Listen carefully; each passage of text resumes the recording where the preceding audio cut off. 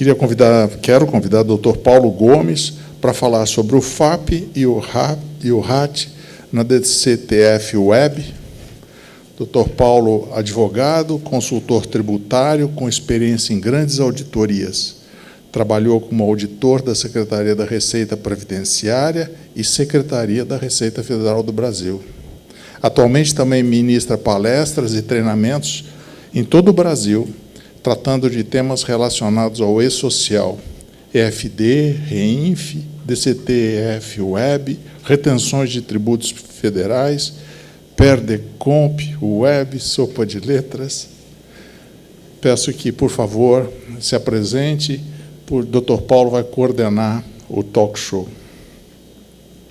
Convido o professor Claudeci da Silva, pós-graduado em Gestão de Estrutura de Atendimento pela Universidade Gama Filho, Distrito Federal, 2010, graduado em Letras pelo Centro Universitário Fundação Santo André, em 2005, técnico do Seguro Social do Instituto Nacional de Seguro Social, palestrante pela instituição INSS sobre legislação previdenciária, educador previdenciário desde 2009, instrutor presencial e à distância pelo INSS São Paulo, instrutor da Escola de Advocacia Geral da União em 2014, legislação previdenciária, professor de cursos de pós-graduação da Faculdade Unip, professor dos cursos de MBA da BSSP desde 2018, sobre legislação e reforma previdenciária.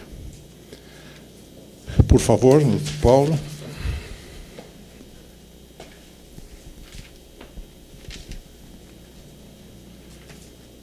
Convido a professora Eusa Bispo, que falará a respeito de e-social, cruzamento e fiscalização. A professora Eusa é CEO da EB Treinamentos e Consultoria, gestora de recursos humanos, pós-graduada em cálculos trabalhistas e MBA em legislação trabalhista e direito previdenciário pela BSSP. Auditora trabalhista especializada em e-social, consultor e palestrante, mais de 17 anos de experiência na área de administração de pessoal em grandes empresas nacionais e multinacionais. Professora, parceira da NIT Treinamentos no curso de consultor de e-social e plataforma VIP. Faz parte do Clube VIP em e-social, juntamente com a professora Zenaide Carvalho, atuando juntamente com seu time de especialistas na implantação de e-social de forma prática e segura. Professora Eusa, por favor.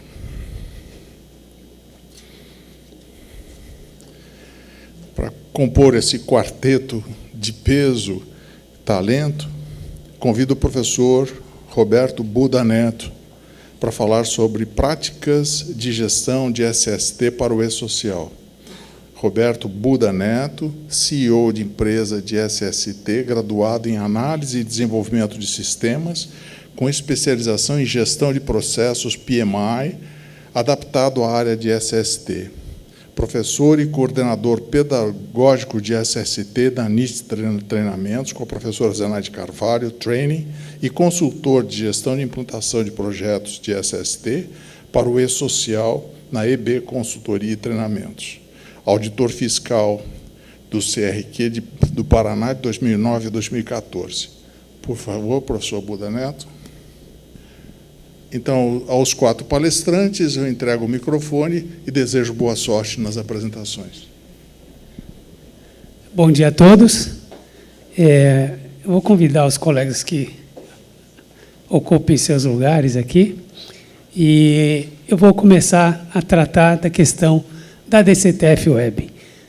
Na verdade, a gente pensa no e-social, e eu, como ex-auditor, trabalhei muito tempo com planejamento da ação fiscal. Então, a gente analisava a viabilidade e da necessidade de programar ações fiscais, verificar aonde havia algum tipo de sonegação, algum tipo de situação que merecesse a atenção da Receita Federal.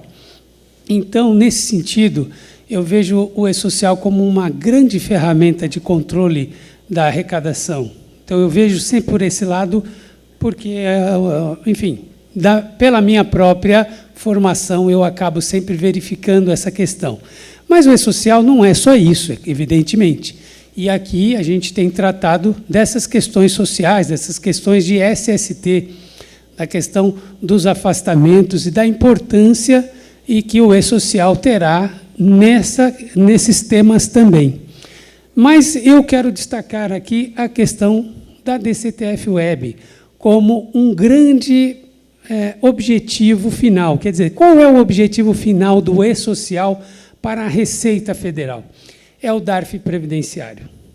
Então, se você analisar todas as questões, todos os eventos do E-Social, eles têm um objetivo de chegar ao S1299. O que é isso? É o encerramento do movimento do mês. Certo? Então, o E-Social tem esse grande objetivo de chegar ao final, encerrando o movimento com todas as validações, com tudo que o sistema exige que seja informado. E também temos uma segunda ferramenta, que é a FD-REINF, que ela também vai tratar de retenções e de situações de interesse da Receita Federal. Agora, ao encerrar esses eventos, esses movimentos mensais, que em regra são mensais, nós temos a construção da DCTF Web. O que é a DCTF Web? Ela é inspirada na DCTF normal, que todos conhecemos, que é um momento onde as empresas fazem as suas confissões de débitos. Então, é um momento muito especial, crucial, que a empresa deve ter muita atenção, porque tudo que não estiver na DCTF Web ou na DCTF normal, a Receita considera como uma potencial sonegação. Então, se você fez a informação do fato gerador, você está apenas inadimplente se não fizer o pagamento.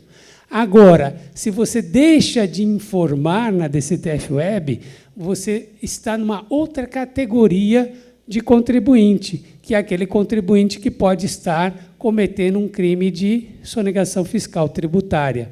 Ok? Então, a gente tem que ter muita atenção para a DCTF Web, e, nesse sentido, é que eu trago uma situação específica para a gente refletir.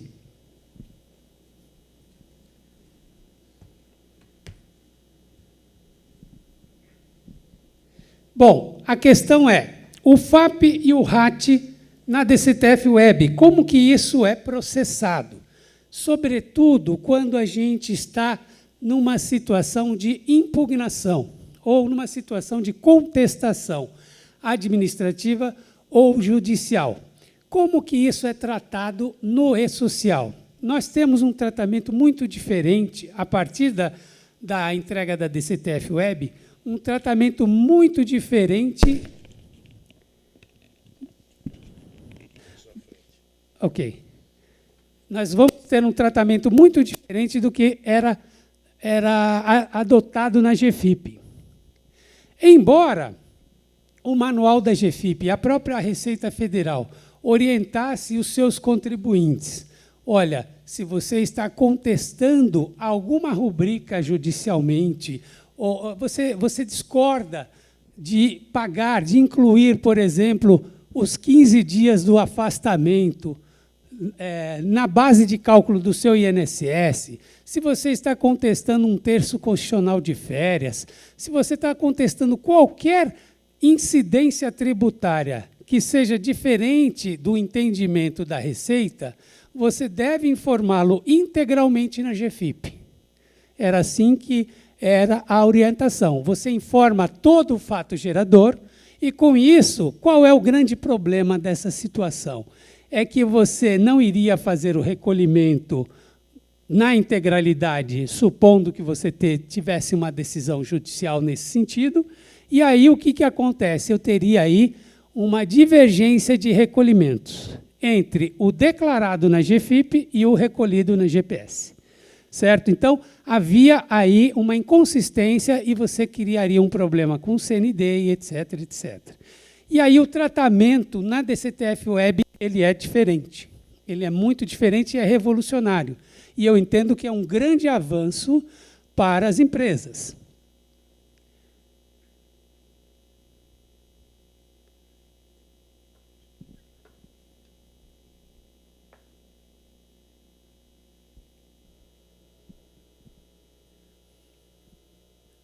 Então, veja, se eu faço a contestação administrativa do FAP, então o FAP normalmente é divulgado quando? Em setembro de cada ano. Normalmente no dia 30 de setembro de cada ano. E nós temos aí o mês de novembro, em regra, né? Isso pode variar. O mês de novembro para fazer a contestação administrativa.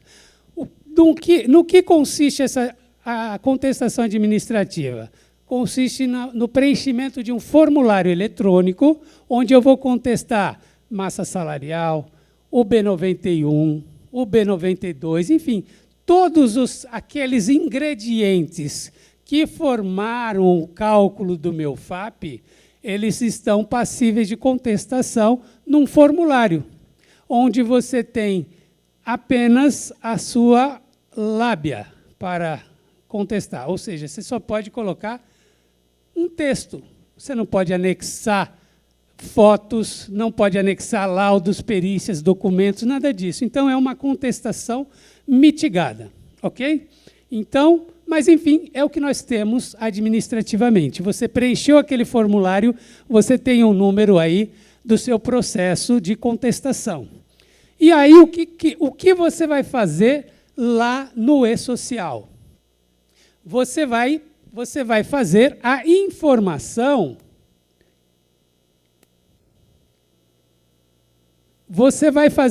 a informação na tabela de processos que você detém uma contestação administrativa ou judicial.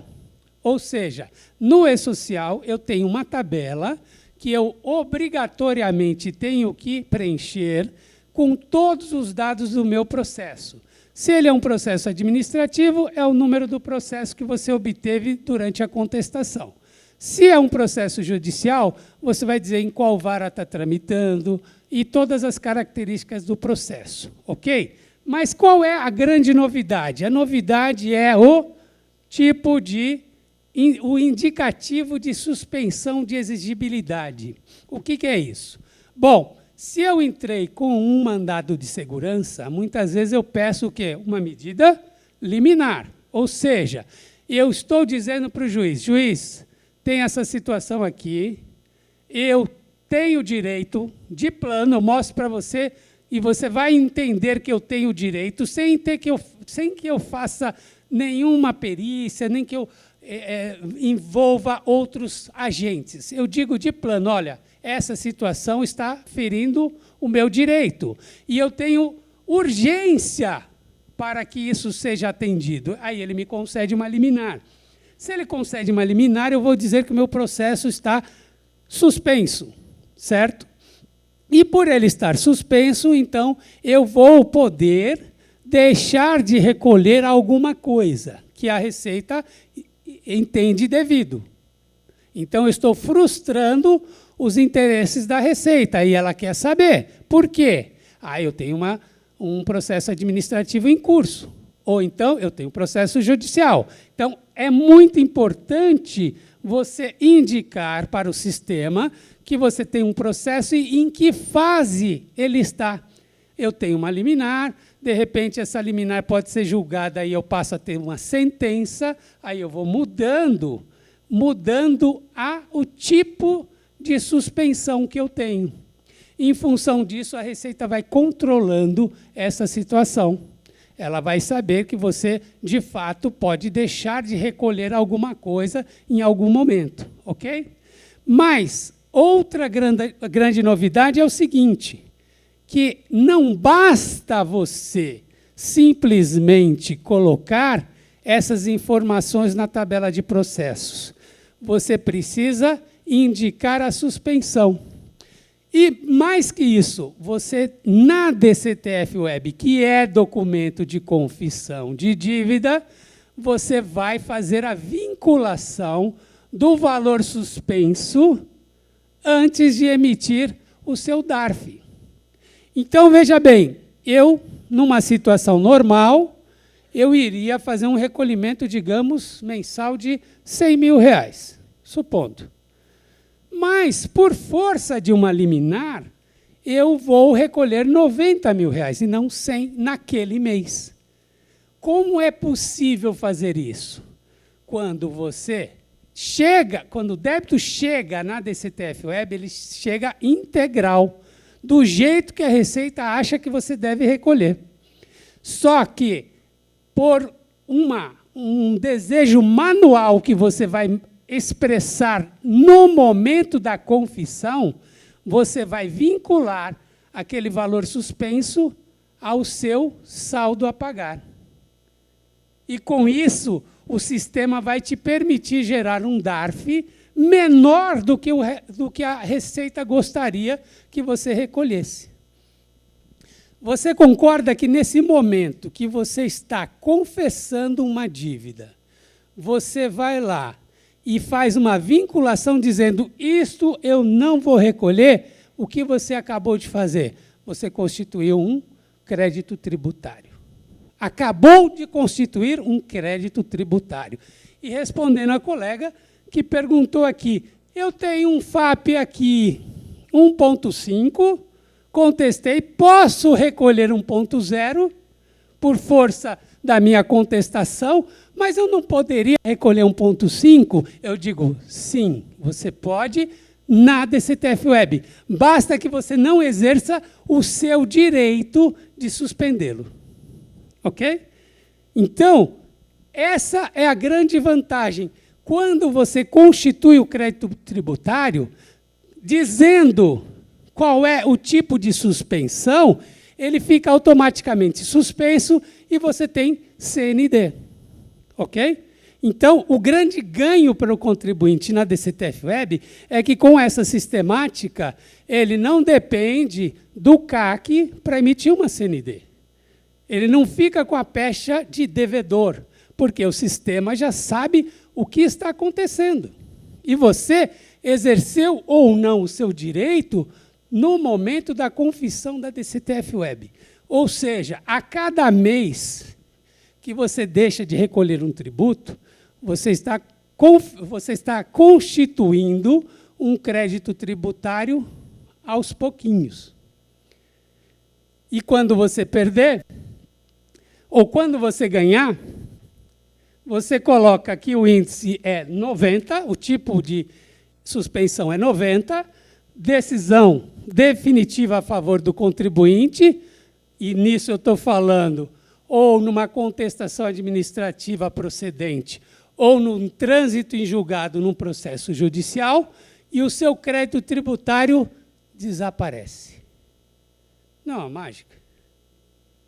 Eu fico emocionado com isso. Ele desaparece, ele some. Por outro lado, quando você diz o seguinte, olha, eu perdi, tem um outro código para eu perdi. O que vai acontecer com o seu conta corrente? Todos aqueles créditos tributários, eles vão para o seu conta corrente para que você possa, generosamente, fazer os recolhimentos.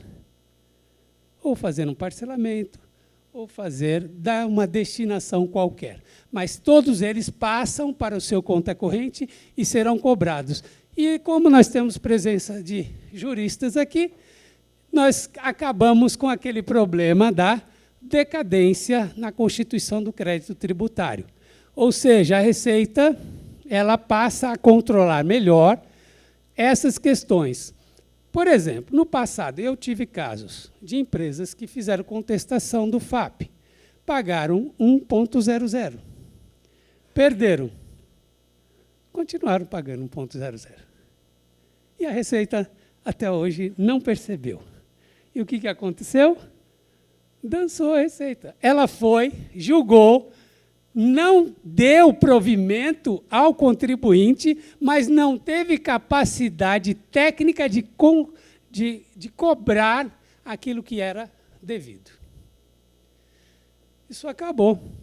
Por isso, porque agora todos os débitos são controlados pelo e-social, pela FDE-INF, e aí a gente não tem muito o que fazer. Ok? Então, basicamente, é essa grande novidade que eu trago em relação à DCTF Web. Então, veja, nós temos as regras de validação, como disse bem o Orion, doutor Orion, que o FAP ele deve estar em conformidade com aquele divulgado pelo INSS. O RAT deve ser compatível com o KNAI preponderante, que, por sinal, é um resultado de uma análise sua. Competência de quem estabelecer atividade preponderante? É da empresa. Artigo 72, IN 971. IN 971 de 2009. Artigo 72. A competência para atribuir atividade preponderante é da empresa, podendo a Receita rever de ofício. Então, é você que tem que fazer isso todo mês, e para cada um dos seus estabelecimentos, você deve dizer assim, bom, vamos analisar a minha mão de obra. O que eu tenho fazendo tal atividade nesse estabelecimento? Qual é a preponderância numérica?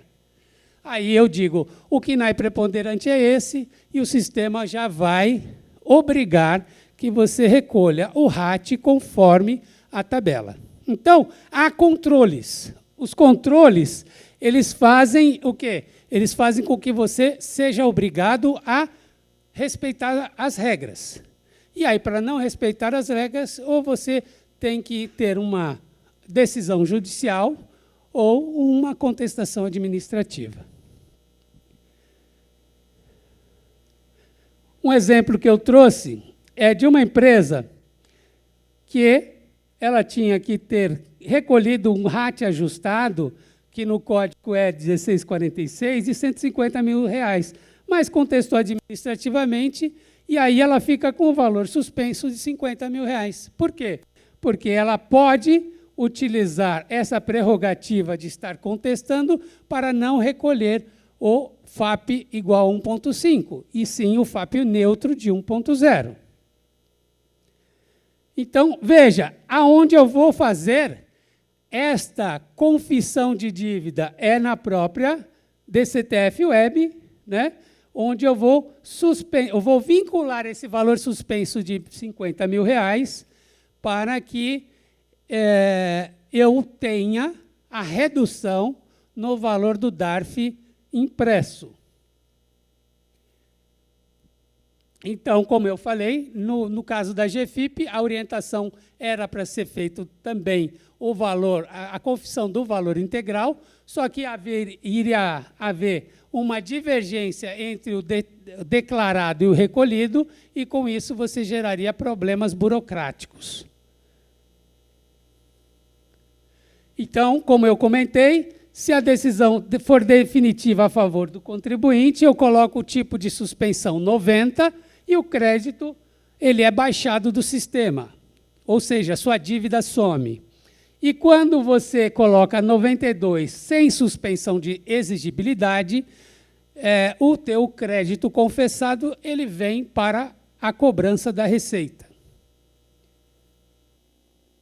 Então, basicamente, é isso que eu tinha para tratar, essa é a novidade que eu gostaria de ter trazido para vocês.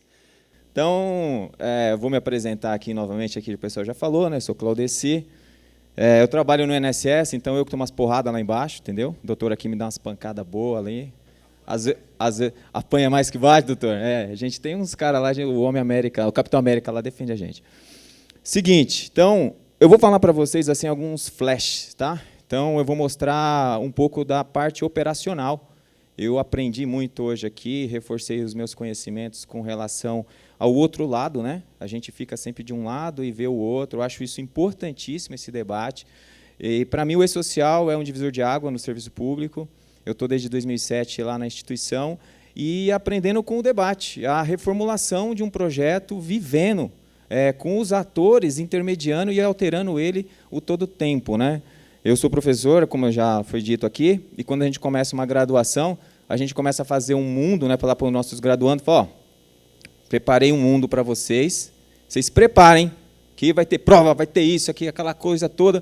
Chega no final dos 4 anos, o mundo que eu preparei já não existe mais, né? Então, a gente tem que preparar não só aquele cara para o mundo que a gente se preparou para apresentar, mas fala para ele assim, ó, fique esperto que vai ter que dar um passo adiante. É o caso da gente aqui, entendeu? Então, a gente está apresentando um projeto, que é o E-Social, que ele que visa a transparência, no meu entendimento. Tá? Eu agora resgato a história de Machado de Assis, quem eu sou um leitor bastante assíduo, que ele sempre brigava lá em 1800 com aquela história do ser e o parecer. Né? Então, tem governo que parece ser bom, tem empresa que parece ser boa, tem funcionário que parece ser bom, e não é. Né? Então, chegou a hora da gente ser. O E-Social vai mostrar quem nós somos.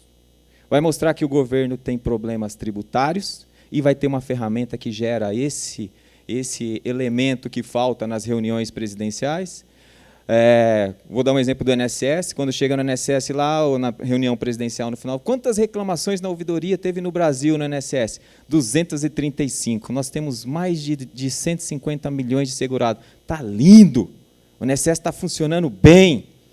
Os prazos estão sendo cumpridos. As longarinas estão limpas. Os servidores estão sendo educados, cordiais. Isso é verdade? Não é. Tá certo? A gente não usa a ferramenta. O E-Social vai mostrar isso. E a nossa ouvidoria do INSS, eu convido vocês a fazer, que façam isso. O spoiler que o Orion falou aqui também, das melhorias do INSS digital, é importantíssimo. Nós já mandamos, desde 2017, cartas para aquelas pessoas que estão com CNIS bonito. Quem conhece o CNIS aqui? Ninguém? Alguns? CNIS é o nosso cadastro, né, que chega a todas as informações de vínculos e remunerações. Quando as informações previdenciárias estão ok, a gente manda uma carta para o trabalhador e falando assim, você tem direito à aposentadoria, se estiver interessado, compareça à agência. Eles chegam lá com o coração assim, ó, isso aqui é fake, não é. É real. Vocês estão em condições de se aposentar, sim. E já começaram a chegar por tempo de contribuição. Né? E o salário maternidade a gente concede em horas. Desde que o nascimento do bebê ocorra, você vai lá e emite a certidão, que já é no hospital agora. Já sai, como diz o segurado do INSS, a Ilza sabe, eles não falam CPF, eles falam CPF. Igual vocês falam aqui, NETEP, né? Os nordestinos que criaram, eles falam NE, eles não falam N, né? Eu falo NTEP. Sou de São Paulo, tá? Só para... Então, a gente brinca com esse fator aqui, então a gente brinca. E os meus segurados falam CPF, então a gente fala CPF para eles também. Eles não pagam carnê, eles pagam carneirinho. Eles pagam carneirinho. Mas, então, tem todas essas transformações que estão acontecendo agora. Está sendo digital, a gente está tendo a evolução fantástica. Né? Então, o que eu vi aqui na apresentação, vou mostrar para vocês algumas ferramentas que a gente usa e que, às vezes, o desconhecimento gera um ônus gigantesco para a sociedade. Eu não estou aqui para falar para a empresa. Né? Lógico que a empresa vai ganhar com as informações corretas, mas a sociedade como um todo perde. Então, a gente precisa conhecer um pouco as normas, que precisam ser transformadas. Eu posso falar para vocês com propriedade que, de todas as normas que nós estamos discutindo hoje aqui, tributária, trabalhista e previdenciária, a previdenciária é a mais moderna. É aquela que procura ser atualizada com mais celeridade do que as outras. Nós estamos discutindo agora as reformas das NRs lá, que tem muito mais anos do que eu. Né? E a Previdência está aí o tempo todo aparecendo com nova... É uma MP que entra agora, é um negócio que entra aquilo, é danado. Entendeu? Mas é aquilo que eu falei para vocês, a gente tem que estar preparado aí para a revolução. Vou aprender a mexer com o bichinho aqui. Aí, agora sim. Então, eu vou dar algumas dicas para vocês. Né? Depois a gente abre espaço, como o Oswaldo falou aqui no final. Se tiver alguém com alguma dúvida, alguma angústia, alguma coisa assim, pode me procurar. Eu, nos finais, às vezes, aí a apresentação, vou pular. Eu, no final dos cursos, ou no intervalo, eu falo que eu abro uma tenda do INSS. Ela é virtual, mas se tiver alguém assim, igual a sexóloga do Altas Horas, tem um amigo meu, se tiver um amigo com alguma dúvida previdenciária, me procura. Vou falar um pouquinho desses benefícios que são os afastamentos, que estão lá previstos no E-Social, no S2230, né? Vou falar algumas características dele. Antes de qualquer coisa... A gente tem que entender isso. Falo nas minhas aulas, mas não tem jeito. Para ter direito a este seguro, e esse é um seguro, e é assim que o trabalhador precisa entender o INSS, porque, como fala lá, Instituto Nacional de Seguro Social, eles acham que é uma questão social. Eles acham que é assistência social. A assistência social é parte da Seguridade Social. A Previdência Social é contributiva. A assistência social, não. nós operacionalizamos um benefício chamado BPC, né, que é o benefício de prestação continuada, que é para as pessoas que não contribuem, né, para o INSS. E as pessoas associam esse benefício a nós como geral. Então, algumas pessoas chegam lá com outra coisa que é errada. Eu falei ali, auxílio doença. Tá? Eu, Claudeci, sou contra. Teria que chamar auxílio incapacidade, que é o termo correto. Doença muitas pessoas têm, não necessariamente incapacitante. E não pode ser qualquer incapacidade ainda, tem que ser superior a 15 dias. Olha que loucura.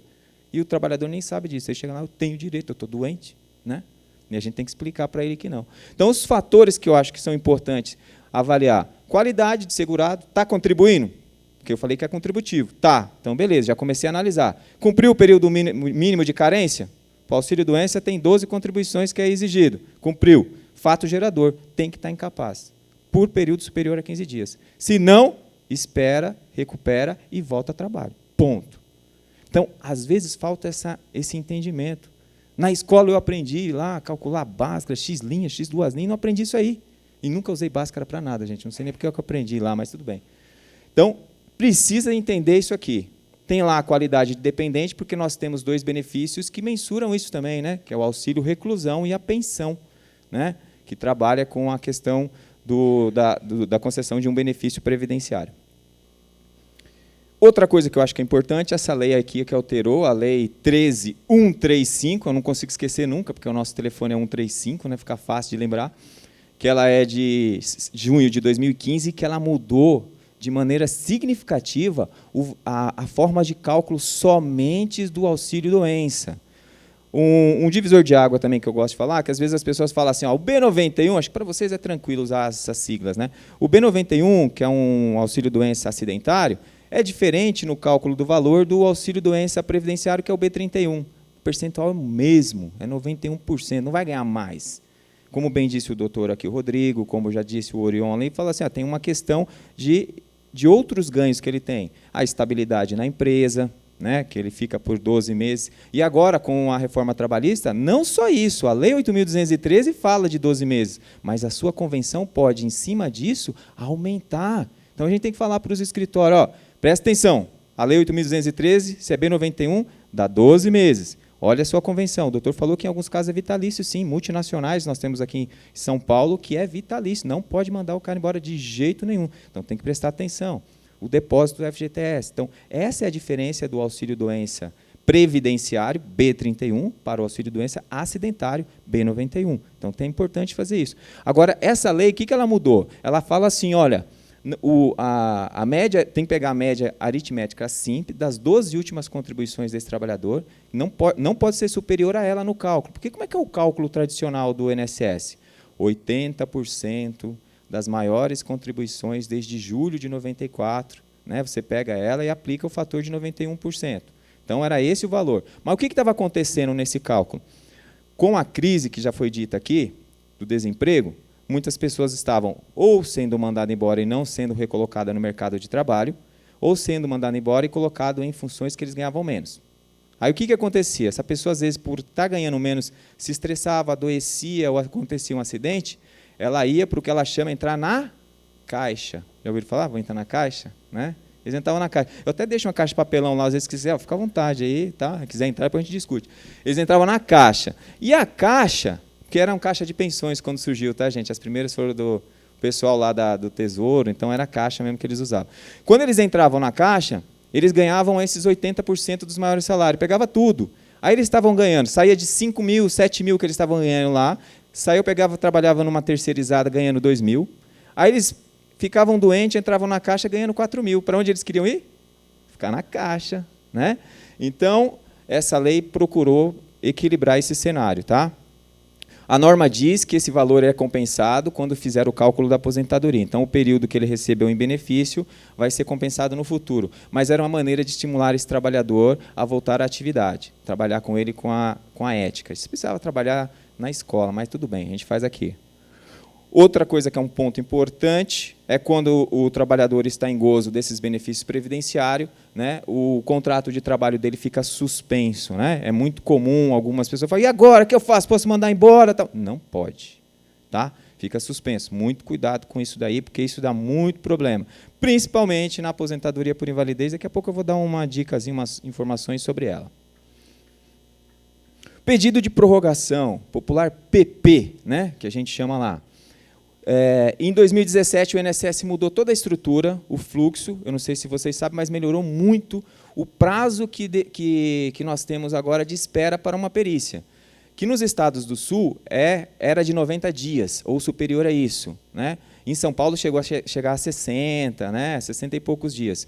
E o INSS, antes, em 2016, acabou com um pedido de reconsideração, que era uma perícia a mais, quando tinha negativa e gerava um certo conflito.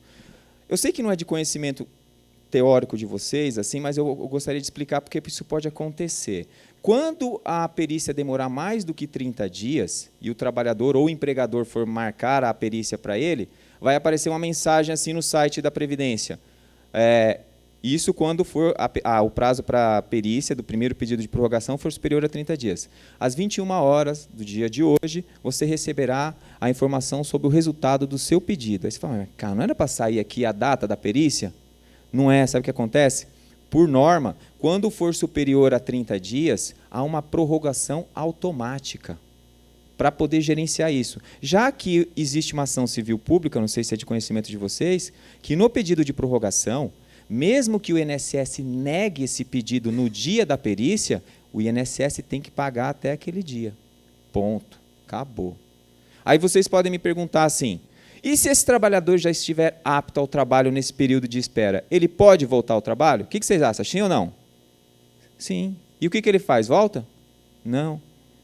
Não. Mas ele pode solicitar ao INSS o que nós chamamos de alta antecipada.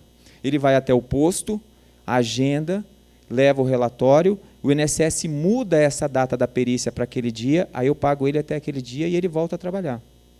E se ele não estiver no prazo de prorrogação, que é aquela perícia inicial, né, que ele pode fazer, às vezes a perícia inicial está demorando também lá 40, 50 dias, ele já se recuperou. Ele também pode comparecer ao INSS e antecipar essa perícia para avaliação.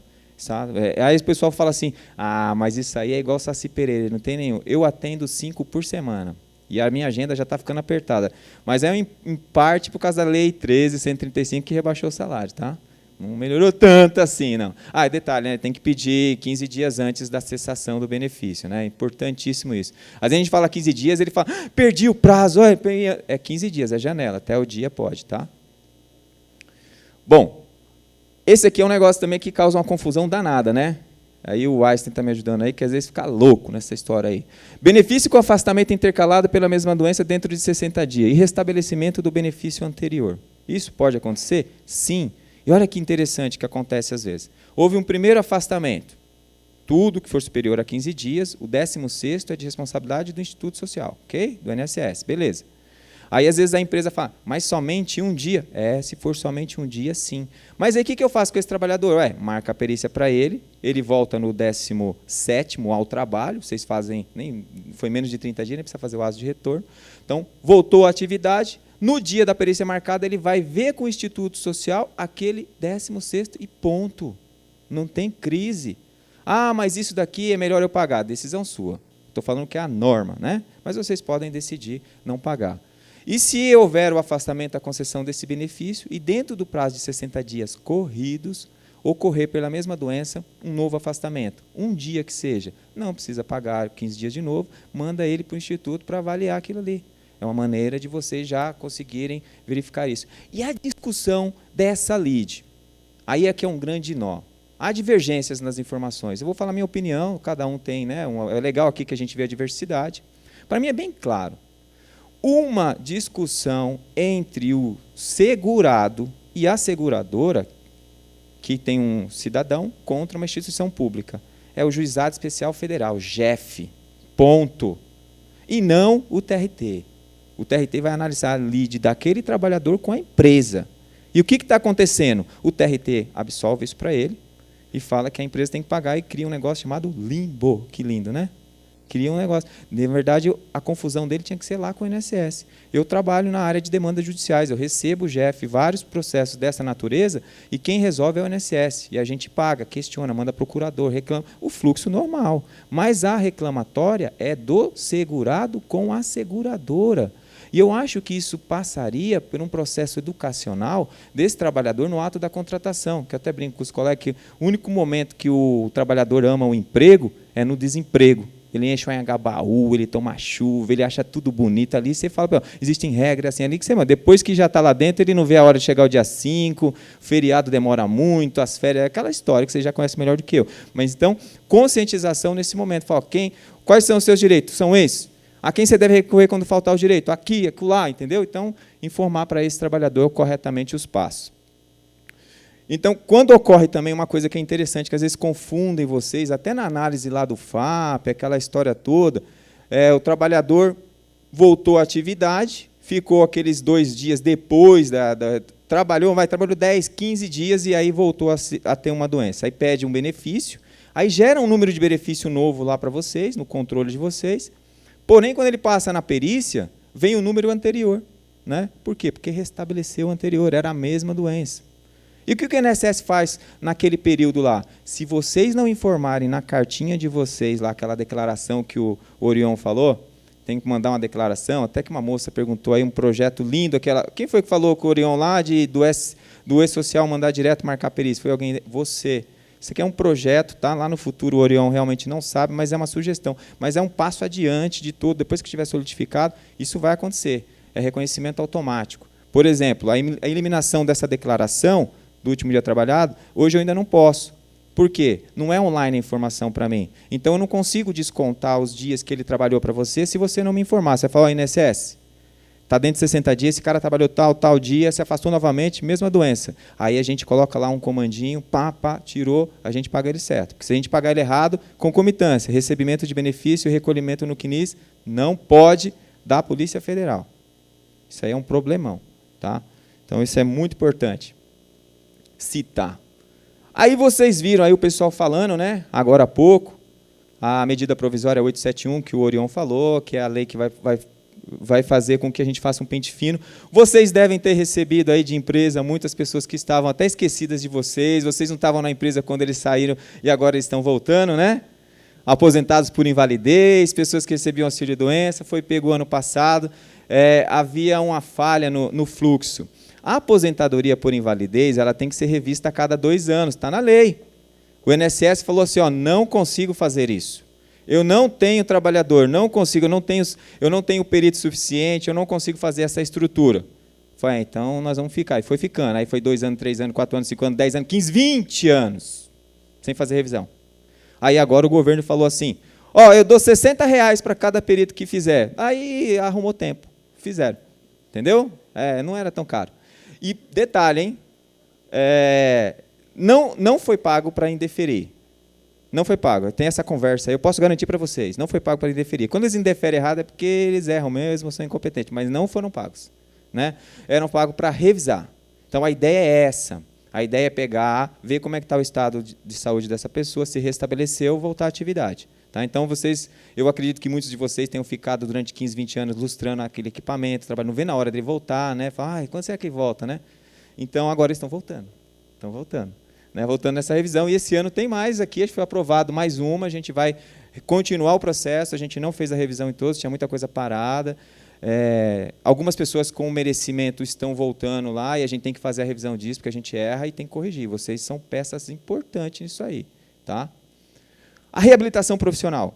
A reabilitação profissional, que agora fiquei felicíssimo em saber que o Orion que pegou esse processo lá, porque é um dos projetos, um dos programas mais bonitos do INSS e que, de fato, precisa de alguém fazer aquilo ali andar, porque eu apanhei muito nos 2 anos que eu fiquei na reabilitação, porque a reabilitação ela é linda do ponto de vista social. Tá? E os parceiros que a gente precisa, que são as empresas, é importante, porque as pessoas às vezes nem entendem o que é isso. Por exemplo, não sei se você sabe, mas o INSS, no programa, ele custeia o transporte, né, do trabalhador, a alimentação, a hospedagem, né, se ele precisar de hospedagem, e também as próteses. Tá? E se o trabalhador não tem ainda a escolaridade mínima para fazer os cursos aí do Senai, que existe ensino médio, nós temos que pagar o benefício para ele enquanto ele vai fazendo elevação de escolaridade. Após isso, a gente dá um curso para ele para reinserir no mercado de trabalho. E o trabalhador que está no programa, ele não é incapaz para o trabalho. Ele tem uma limitação. Eu tenho que recolocar. Igual a ele, segundo o IBGE, nós temos 34 milhões de pessoas com deficiência no Brasil que precisam ser recolocadas. E vocês sabem que o Ministério Público está de olho aí com essa história da lei de cotas, né? Se não tiver lá bonitinho, e nós somos os dedo duro, vou avisando para vocês, tá? Nós avisamos quando não, tem empresa que não tem. E o E-Social vai ajudar. Aí é o que eu falando para vocês da inclusão, né? Foi feito um projeto com o Ministério Público do Trabalho.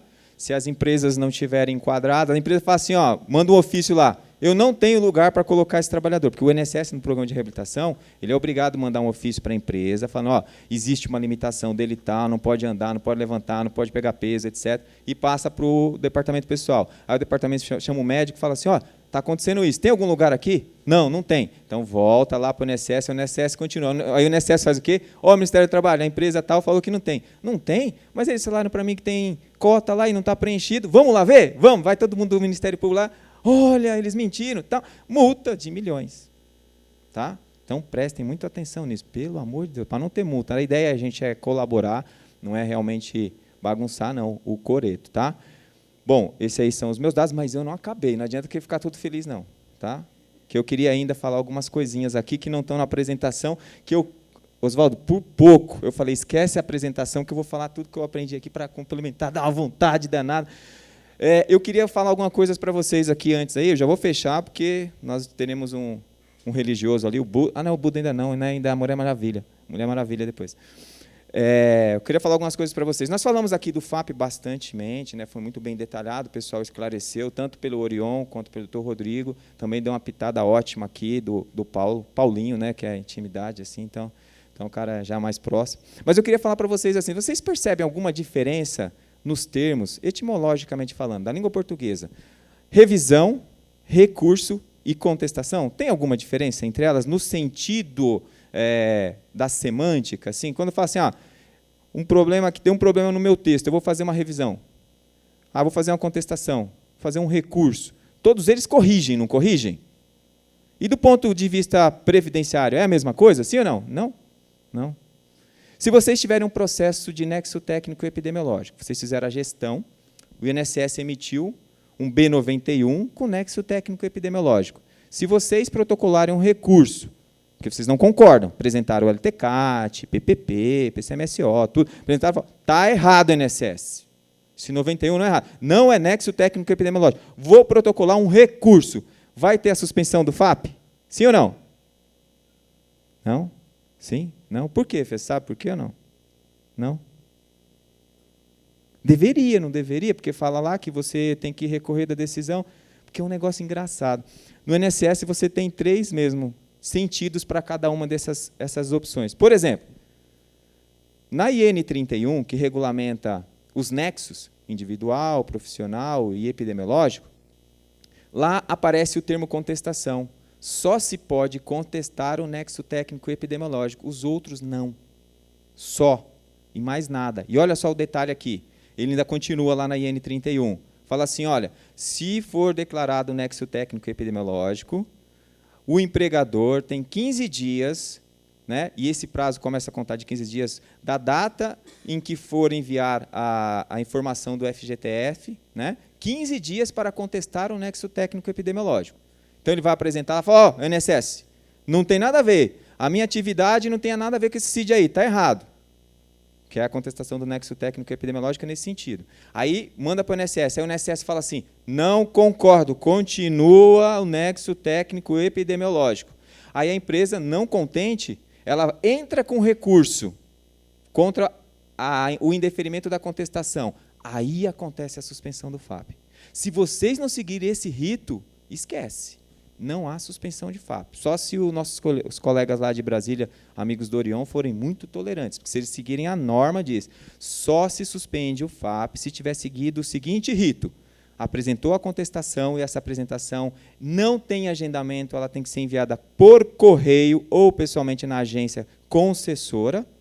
No ato do indeferimento desta contestação, que não é recurso, você protocola um recurso, aí começa a suspensão até o julgamento. E como bem disse o Orion, depende. Se vocês ganharem, beleza. Se perder, então vai ter que pagar, inclusive corrigido com juros e tudo mais. Tá? Isso é um problema, porque as pessoas erram. E para o nexo individual e profissional, B91, não tem contestação. É direto no recurso. É direto. Ah, não concordei com a apresentação de um B91. Recurso, desde que seja nexo profissional ou individual. Recurso. E a revisão? Para que serve a revisão? Aqui é que está o segredo. O nexo técnico epidemiológico tem 15 dias para vocês apresentarem uma contestação. Aí você fala para mim assim, mas eu não fui avisado e o INSS já começou a cobrar os 15 dias. E o INSS é terrível mesmo, ele faz isso. Mas está escrito na instrução. É 15 dias do conhecimento de vocês. Aí você vai, mas como é que ele vai saber? Se tiver uma assinatura de vocês ou alguma coisa. Se não tiver, não começou a contar, hein?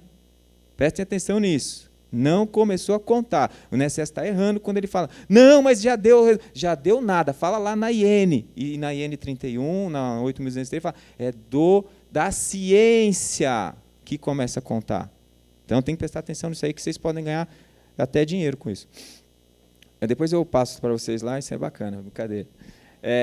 O caso do recurso. O recurso são 30 dias, então aumentou. Contestação, 15 dias é o prazo. Recurso, 30 dias. Ok? E a revisão? Quantos são? Alguém sabe? Hã? Quanto, filha? Você foi tão... Pode chutar, não vai ter nota no final, não. Pode ficar tranquilo. Aqui eu não sou professor.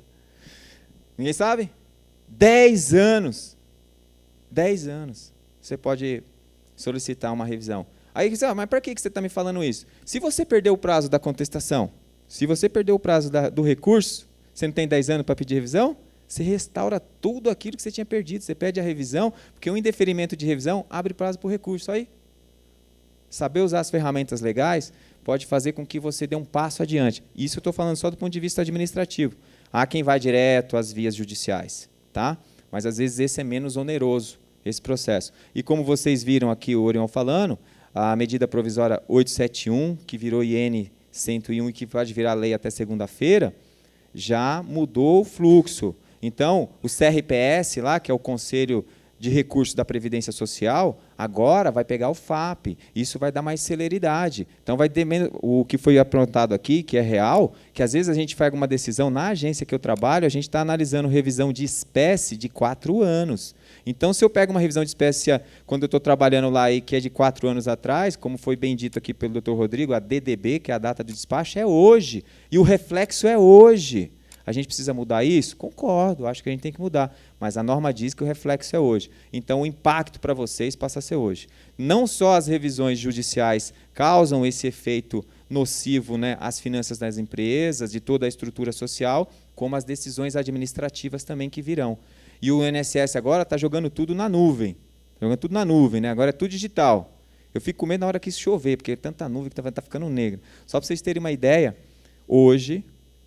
de ontem, nós já passamos de 1,5 milhões de protocolos por conta da revisão. Protocolo para análise. Então está demorando para a gente fazer análise, porque nós temos apenas 8.000 servidores para fazer esse processo. Não é fácil. É 1,5 milhão de solicitações e cada dia aumentando, a reforma vai apressando e o povo entrando.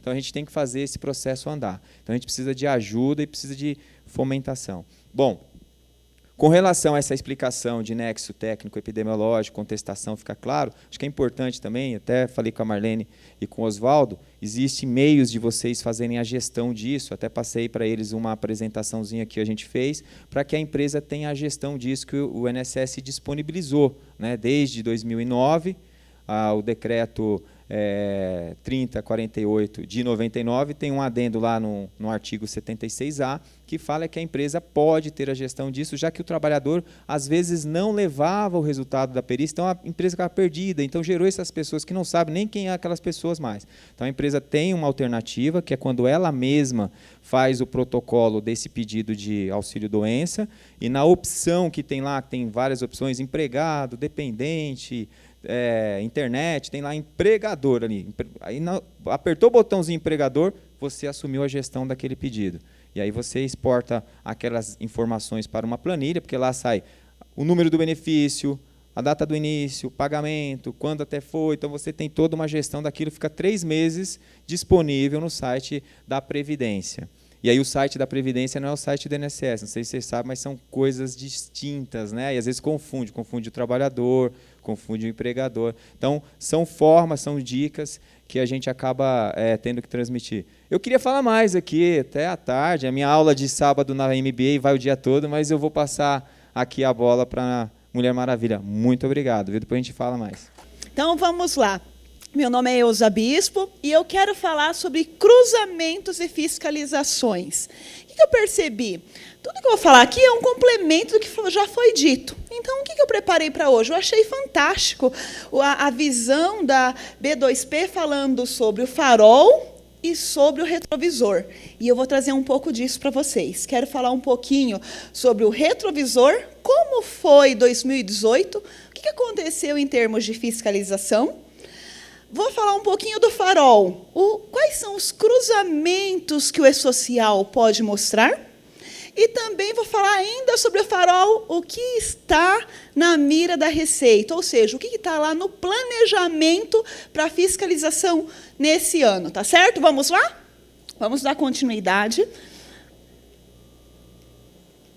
Aqui. Vou falar primeiro... Ui, deixa eu voltar, voltei. Estou adiantando. Pronto, agora sim. Pronto. Vou falar com vocês do FAP. Mas não é o FAP sem o P, com P. É o FAP com E. Alguém já ouviu falar no FAP com E?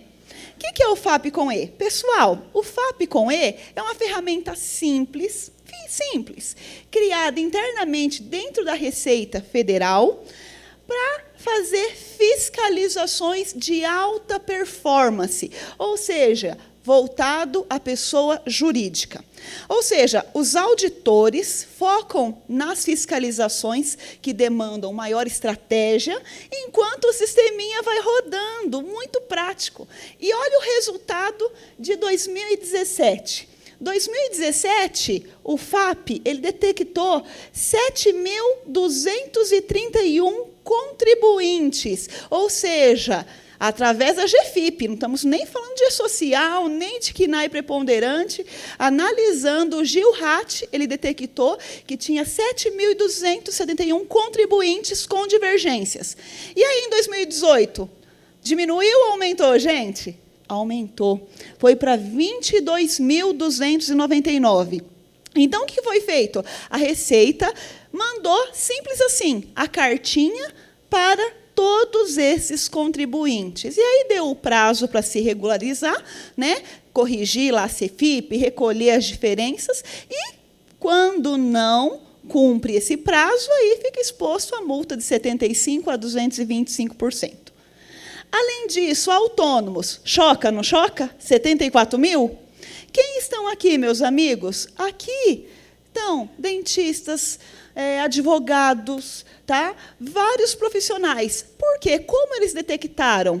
Através da declaração de imposto de renda, né? Então, na declaração, pessoas físicas confessaram que receberam, porém, não houve a retenção previdenciária. E aí, sempre, o que eu já peguei em inúmeros casos em clientes, né? Vou contar um caso rápido. Fui um cliente, cheguei, eu vi o jardim, bonito jardim. Daí, beleza, peguei a folha de pagamento, não achei o jardineiro. Perguntei para o RH. E o jardineiro? Não, Eusa, ele é PJ. Ah, é PJ. Deixa eu ver a nota. Adivinha o que aconteceu quando chegou a nota? A nota estava como CPF, pessoa física, município de Santo André. O que aconteceu? Alguma vez esse jardineiro transitou na folha de pagamento, gente? Nunca transitou na folha de pagamento. Então, ou seja, esse é mais um caso. Faz sentido para vocês? Então, isso aqui só foi essa ferramenta simples, que é o FAP com E, que detectou, então, nos últimos anos. E, com base nisso, já houve um aumento na arrecadação. E aí, continuando ainda falando nessas fiscalizações, alguém já ouviu falar na representação fiscal para fins penais? Sim ou não? Não? Meus amigos, não sei se acontece, acho que com vocês não, tenho certeza que nunca ninguém passou por isso aqui, é só nas empresas que nós vemos lá na Terra do Buda, só no Mato Grosso, tá? Aqui não tem isso. Muitas vezes nós falamos, levamos para a alta diretoria, para a presidência, e existe, muitas vezes, uma dificuldade em entender algumas situações, até mesmo algumas resistências. Vocês já ouviram falar, como diz Claudecir, algum vizinho de vocês já viu isso? Muitas vezes acontece. E por que eu falo sobre isso? Porque justamente os sócios, administradores, procuradores e representantes correm risco, tá? Tanto pela omissão de informação, quanto pela informação errada. Tem uma instrução, uma portaria de 2018, 1750, que ela justamente trata sobre isso, de combate à fraude e à sonegação. E aí, para vocês terem ideia, em 2018, tá, de todas as fiscalizações que aconteceram, 30% delas, exatamente 2.442, a Receita Federal encaminhou um relatório para o Ministério Público. Tá? São exatamente 2.961 páginas, para ser exata. E nesse relatório tem empresas, tem crimes e tem os responsáveis, as pessoas físicas que respondem pela empresa, com o CPF. Tá certo? Então, isso já foi encaminhado para o Ministério Público. Então, por que eu trouxe essa informação? Muitas vezes é mais um dado para fortalecer as justificativas. Quando nós estamos falando de mudanças, né, de ajustes, é mais uma informação para dar realmente entendimento e clareza da importância. Tá? E aí, eu falo para vocês, que crimes são esses, Eusa? Eu vou compartilhar só 4. Se você quiser... Oi. Eusa, eu aqui atrás. Desculpa. Posso complementar em relação à representação? Fica à vontade. Volta naquele slide. Vou voltar. Quem são as pessoas que ela apontou aqui? Ó? Sócio, administrador, procurador, representante de empresa. Então, o que acontece? O que o auditor fiscal faz numa hora dessa?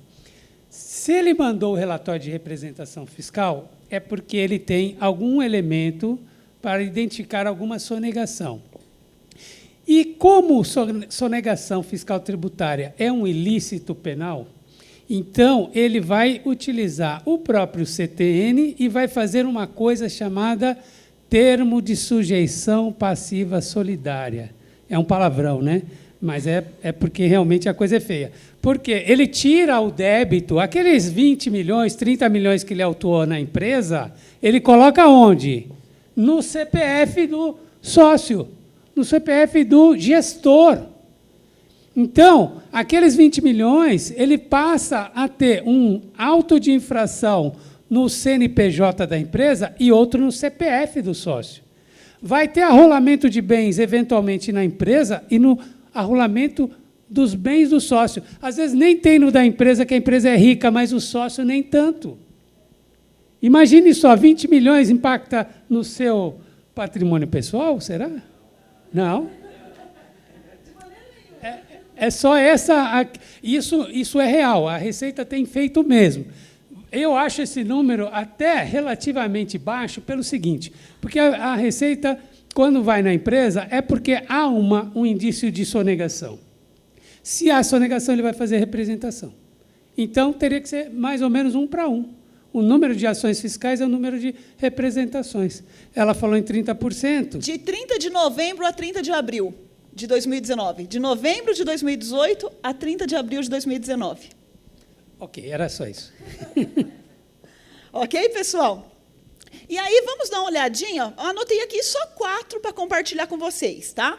Vamos lá. Primeiro, suprir ou reduzir contribuição social, previdenciária e qualquer acessório, mediante omissão da folha de pagamento, olha o jardineiro aqui, um exemplo, né, da empresa, ou de documento de informações previsto na legislação previdenciária. Um PPP entra aqui, gente? Uma GFIP, né, um LTCAT. Então, nós temos aqui de segurados empregado, empresário, trabalhador avulso, autônomo. Está aqui, Código Penal, artigo 337-A. Mais um, aqui embaixo, mais um. Omitir informação ou prestar declaração falsa às autoridades fazendárias.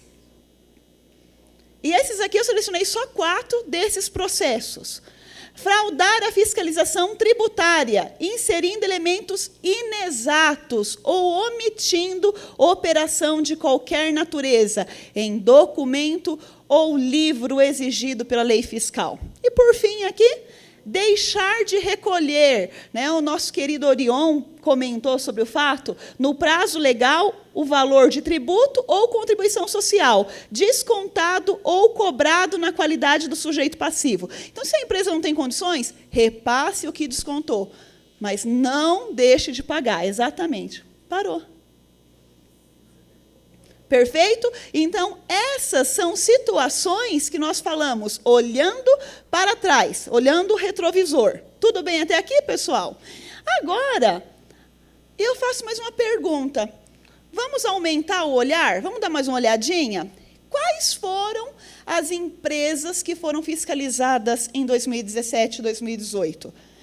Quando nós olhamos, a grande concentração de autuações estão na indústria. Dá uma olhadinha ali. Indústria, 1.462 indústrias fiscalizadas e autuadas, que trouxe aos cofres 84 bilhões. Não estou falando em milhões, estou falando em bilhões.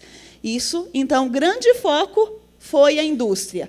Depois, em segundo lugar, nós tivemos prestação de serviço, tá? E, por fim, aqui embaixo, serviços financeiros. Então, esse é o retrato de 2017 e 2018.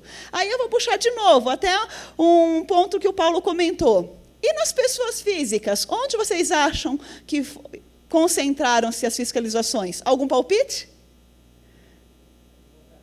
Advogado? Quase. Meus amigos, foi justamente nos empresários, nos proprietários e dirigentes de empresas. Então, as fiscalizações, as autuações tiveram concentradas justamente nos dirigentes e empresários. 2,6 bilhões, corrigindo, bilhões de volta para os cofres públicos. Ui, enrolou tudo aqui, né? Agora, nós já olhamos o retrovisor, tudo bem? O que tem aí pela frente? Vamos dar uma olhadinha?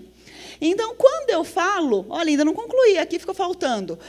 Quando eu olhei 2017 e 2018, só em 2018 nós tivemos 1,46 trilhão de arrecadação espontânea, ou seja, sem ainda fiscalização. Só as empresas recebendo cartas ou percebendo o risco, já houve esse aumento. Isso, como nós falamos, arrecadação espontânea. E se tivesse fiscalização, gente? Para onde ia esse número? Né? Ele é assustador. Agora, eu marquei aqui alguns pontos que o E-Social pode cruzar e pode mostrar. E alguns depois vai ter um embate, que o Buda já puxou a faca para mim ali, então depois a gente vai ter um embate, porque tem pontos que são bem críticos. Vamos lá. Primeiro ponto, né? Empregado trabalhando sem registro. O E-Social pode mostrar, gente? Pode. Como? Quando entra o trabalhador, você manda o evento S2200. Mandou fora do prazo? Trabalhando sem registro. Idade inferior à permitida. Contratei um trabalhador, ele tem menos de 18 anos, e eu informo que ele trabalha em horário noturno. Ou, lá em saúde e segurança, ele trabalha em uma área insalubre. Pode estar mostrando? Pode. O que mais que ele mostra? A ausência de pagamento de adicional noturno. Então, eu informei na minha folha de pagamento, está bonitinha, não tem a rubrica de adicional noturno, porém, lá no meu cadastro do trabalhador, informa que ele trabalha em horário noturno. Ele cruza, ele pode mostrar? Pode mostrar. Outro ponto, ausência de pagamento de insalubridade e periculosidade. Como que ele faz isso? Olhou na folha de pagamento, não localizou a rubrica 1202 nem a 1203. Agora, lá em saúde e segurança do trabalho, o Buda falou, gente, o Buda falou que ele trabalha numa área insalubre ou periculosa. Cadê a informação na folha? Então, houve esse cruzamento. O que mais? Não pagamento de indenização de intervalo intrajornada.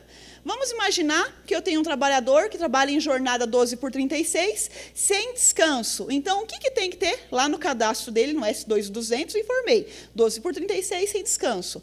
Porém, na folha de pagamento, não tem a rubrica 1006. O que é a rubrica 1006? É justamente essa indenização. Então, ficou claro que a empresa não está concedendo. Será que tem mais coisa, gente? Dá para mostrar? Tem mais alguns exemplos.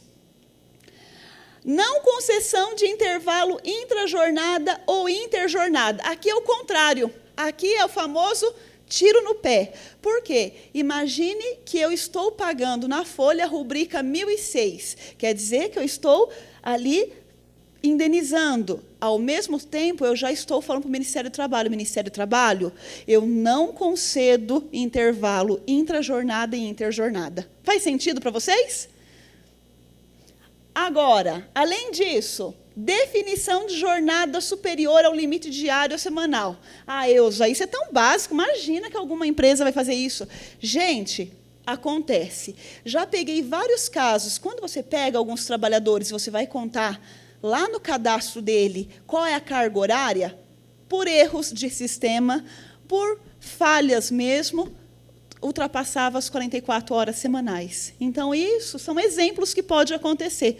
Então, precisa ter uma revisão e uma análise disso. Adoção de banco de horas sem a devida informação e-social. Todos vocês já sabem, né? Na folha de pagamentos tem banco de horas. No primeiro mês da folha, transitou o saldo, e depois todo mês. Horas a crédito, horas a débito. Horas a crédito, horas a débito. Poxa, não transitou banco de horas em nenhum mês. Não teve o saldo de crédito e nem as horas a débito. E aí existe uma rubrica quitando, indenizando o banco de horas. Pronto, confessou. Deu para entender, gente? O que mais? Não realização de exames médicos. Como assim, Eusa? O trabalhador foi admitido, o que eu mando para o social? O S2200 ou 2190. Então, ele já sabe que eu contratei. Quando entrar saúde e segurança, eu sempre me refiro ao Buda, porque a gente trabalha muito em paralelo, né? Então, saúde e segurança não tem a informação do S2220, do exame médico admissional. Deu para enxergar? Deu. Mesma coisa, demissão. Houve uma rescisão de contrato, evento S2299, porém, não tem a informação do S2220. Lógico, atendendo os prazos, tá, gente? E mudança de função? A mesma coisa. Promovi. Agora o Paulo vai mudar para a planta do Acre. Paulo foi embora lá para o Acre. Tá bom, Paulo? Aí houve a mudança. Eu mudei no RH. Promovi o cargo, alterei o salário. Lá em saúde e segurança, houve a alteração do ambiente de trabalho, S1060? Houve a alteração dos dados do S2240, a descrição das atividades, os riscos. E, além disso, e o exame médico? Mudou o risco? Foi necessário fazer? Foi feito? Então, são cruzamentos. O que mais, meus amigos? Não informação de acidente de trabalho. Claudeci já falou muito bem sobre isso, né? E aí eu comento. Lá no RH, nós mandamos, né, alguns departamentos têm sido SESMIT, o S2230, mandamos o S2230. E informei que é um afastamento por uma doença ou um acidente relacionado ao trabalho. Cadê a CAT? Cadê o S2210? Ele pode mostrar. Não mapeamento dos riscos. Aqui o Buda já. Você segura, Buda, segura o facão, tá? Aqui, eu tenho um trabalhador que atua em horário noturno, ou ele também tem variação de turnos. Aí eu pergunto, lá em saúde e segurança, foi feita análise? Porque se eu olhar a tabela 23, né, está mostrando Quais são os riscos? 04, 03, 003, necessidade de variação de turnos. E 04, 03, 005, trabalho noturno. Então, esse é mais um ponto que a gente vai discutir já já. Se segura. Não observâncias de estabilidades. Como assim, Elza? Voltou de licença maternidade ou retornou aí de um acidente de trabalho e houve o desligamento. Mandei o S2299. E aí, gente, dá para enxergar? Dá, porque eu não cumpri os prazos de estabilidade. Então, ele consegue enxergar isso. Agora, não cumprimento de cotas de aprendiz. Ou seja, nós temos os cargos, temos os CBOs, tudo bonitinho. Então, ele já consegue fazer a contagem. Porém, ele olha, na minha folha de pagamento, não tem contratação de aprendizes. Ok, não, Elza, está na entidade. E aí eu pergunto, lá no S1005, eu coloquei o CNPJ lá da entidade que presta serviços. Será que eu tenho a quantidade de aprendizes correta? Porque a entidade ela vai informar qual a quantidade que ela tem. Na folha de pagamento, ela vincula cada lotação tributária. Então, ele vai saber, olha, lá na empresa da Elza tem 5 aprendizes, só que, de acordo com a contagem, deveria ter 6, ok? Então, aqui ele tem como analisar. E o cumprimento da cota de PCD? Mandei um S2299, que é uma rescisão de contrato, mas, caramba, Elza, eu não mandei admissão, o S2200, contratando um novo PCD. Então, esse é mais um ponto que ele pode fazer esse cruzamento. Vocês percebem que são cruzamentos que ele pode fazer, porque ele tem dados para isso. Agora, não observância de intervalo intrajornada. O que acontece? Tem trabalhadores de 4 a 6 horas? Já cansei de ver que, na prática, está sendo concedidos 15 minutos. Mas, quando você olha lá no E-Social, por algum lapso, não subiu a informação. Então, é importante sempre verificar. Nem sempre não é que está sendo concedido na prática. Então, está sendo concedido, mas a informação foi errada. E a mesma coisa quando nós falamos, né, do intervalo mínimo de 11 horas. O trabalhador trabalha, saiu na sexta-feira das 2 às 10. No sábado começou das 6 às 2. Então, já mostrou que a empresa não cumpre esse intervalo. Tá certo? Além disso, não concessão de férias anuais, ou seja, ele consegue ver que dentro do período concessivo não houve o evento S2230, concessão de férias. E também consegue ver claramente o dimensionamento do SESMIT. Por quê? Ele tem lá nos cargos o nome dos cargos e o CBO. Então, ele também tem essa informação que ele consegue cruzar. Aqui, o doutor Orion, o doutor Rodrigo falaram sobre o assunto, então, eu só vou complementar com uma informação.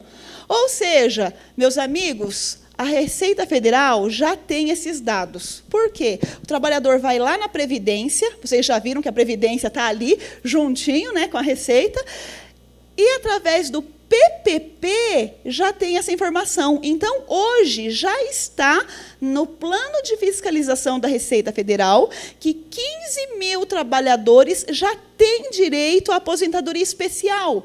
Porém, 373 pessoas jurídicas não recolheram. E qual é o valor que ele já tem expectativa?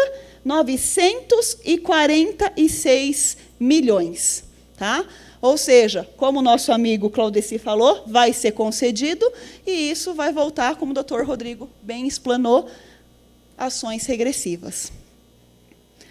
E aí eu marquei esse para a gente concluir a nossa apresentação.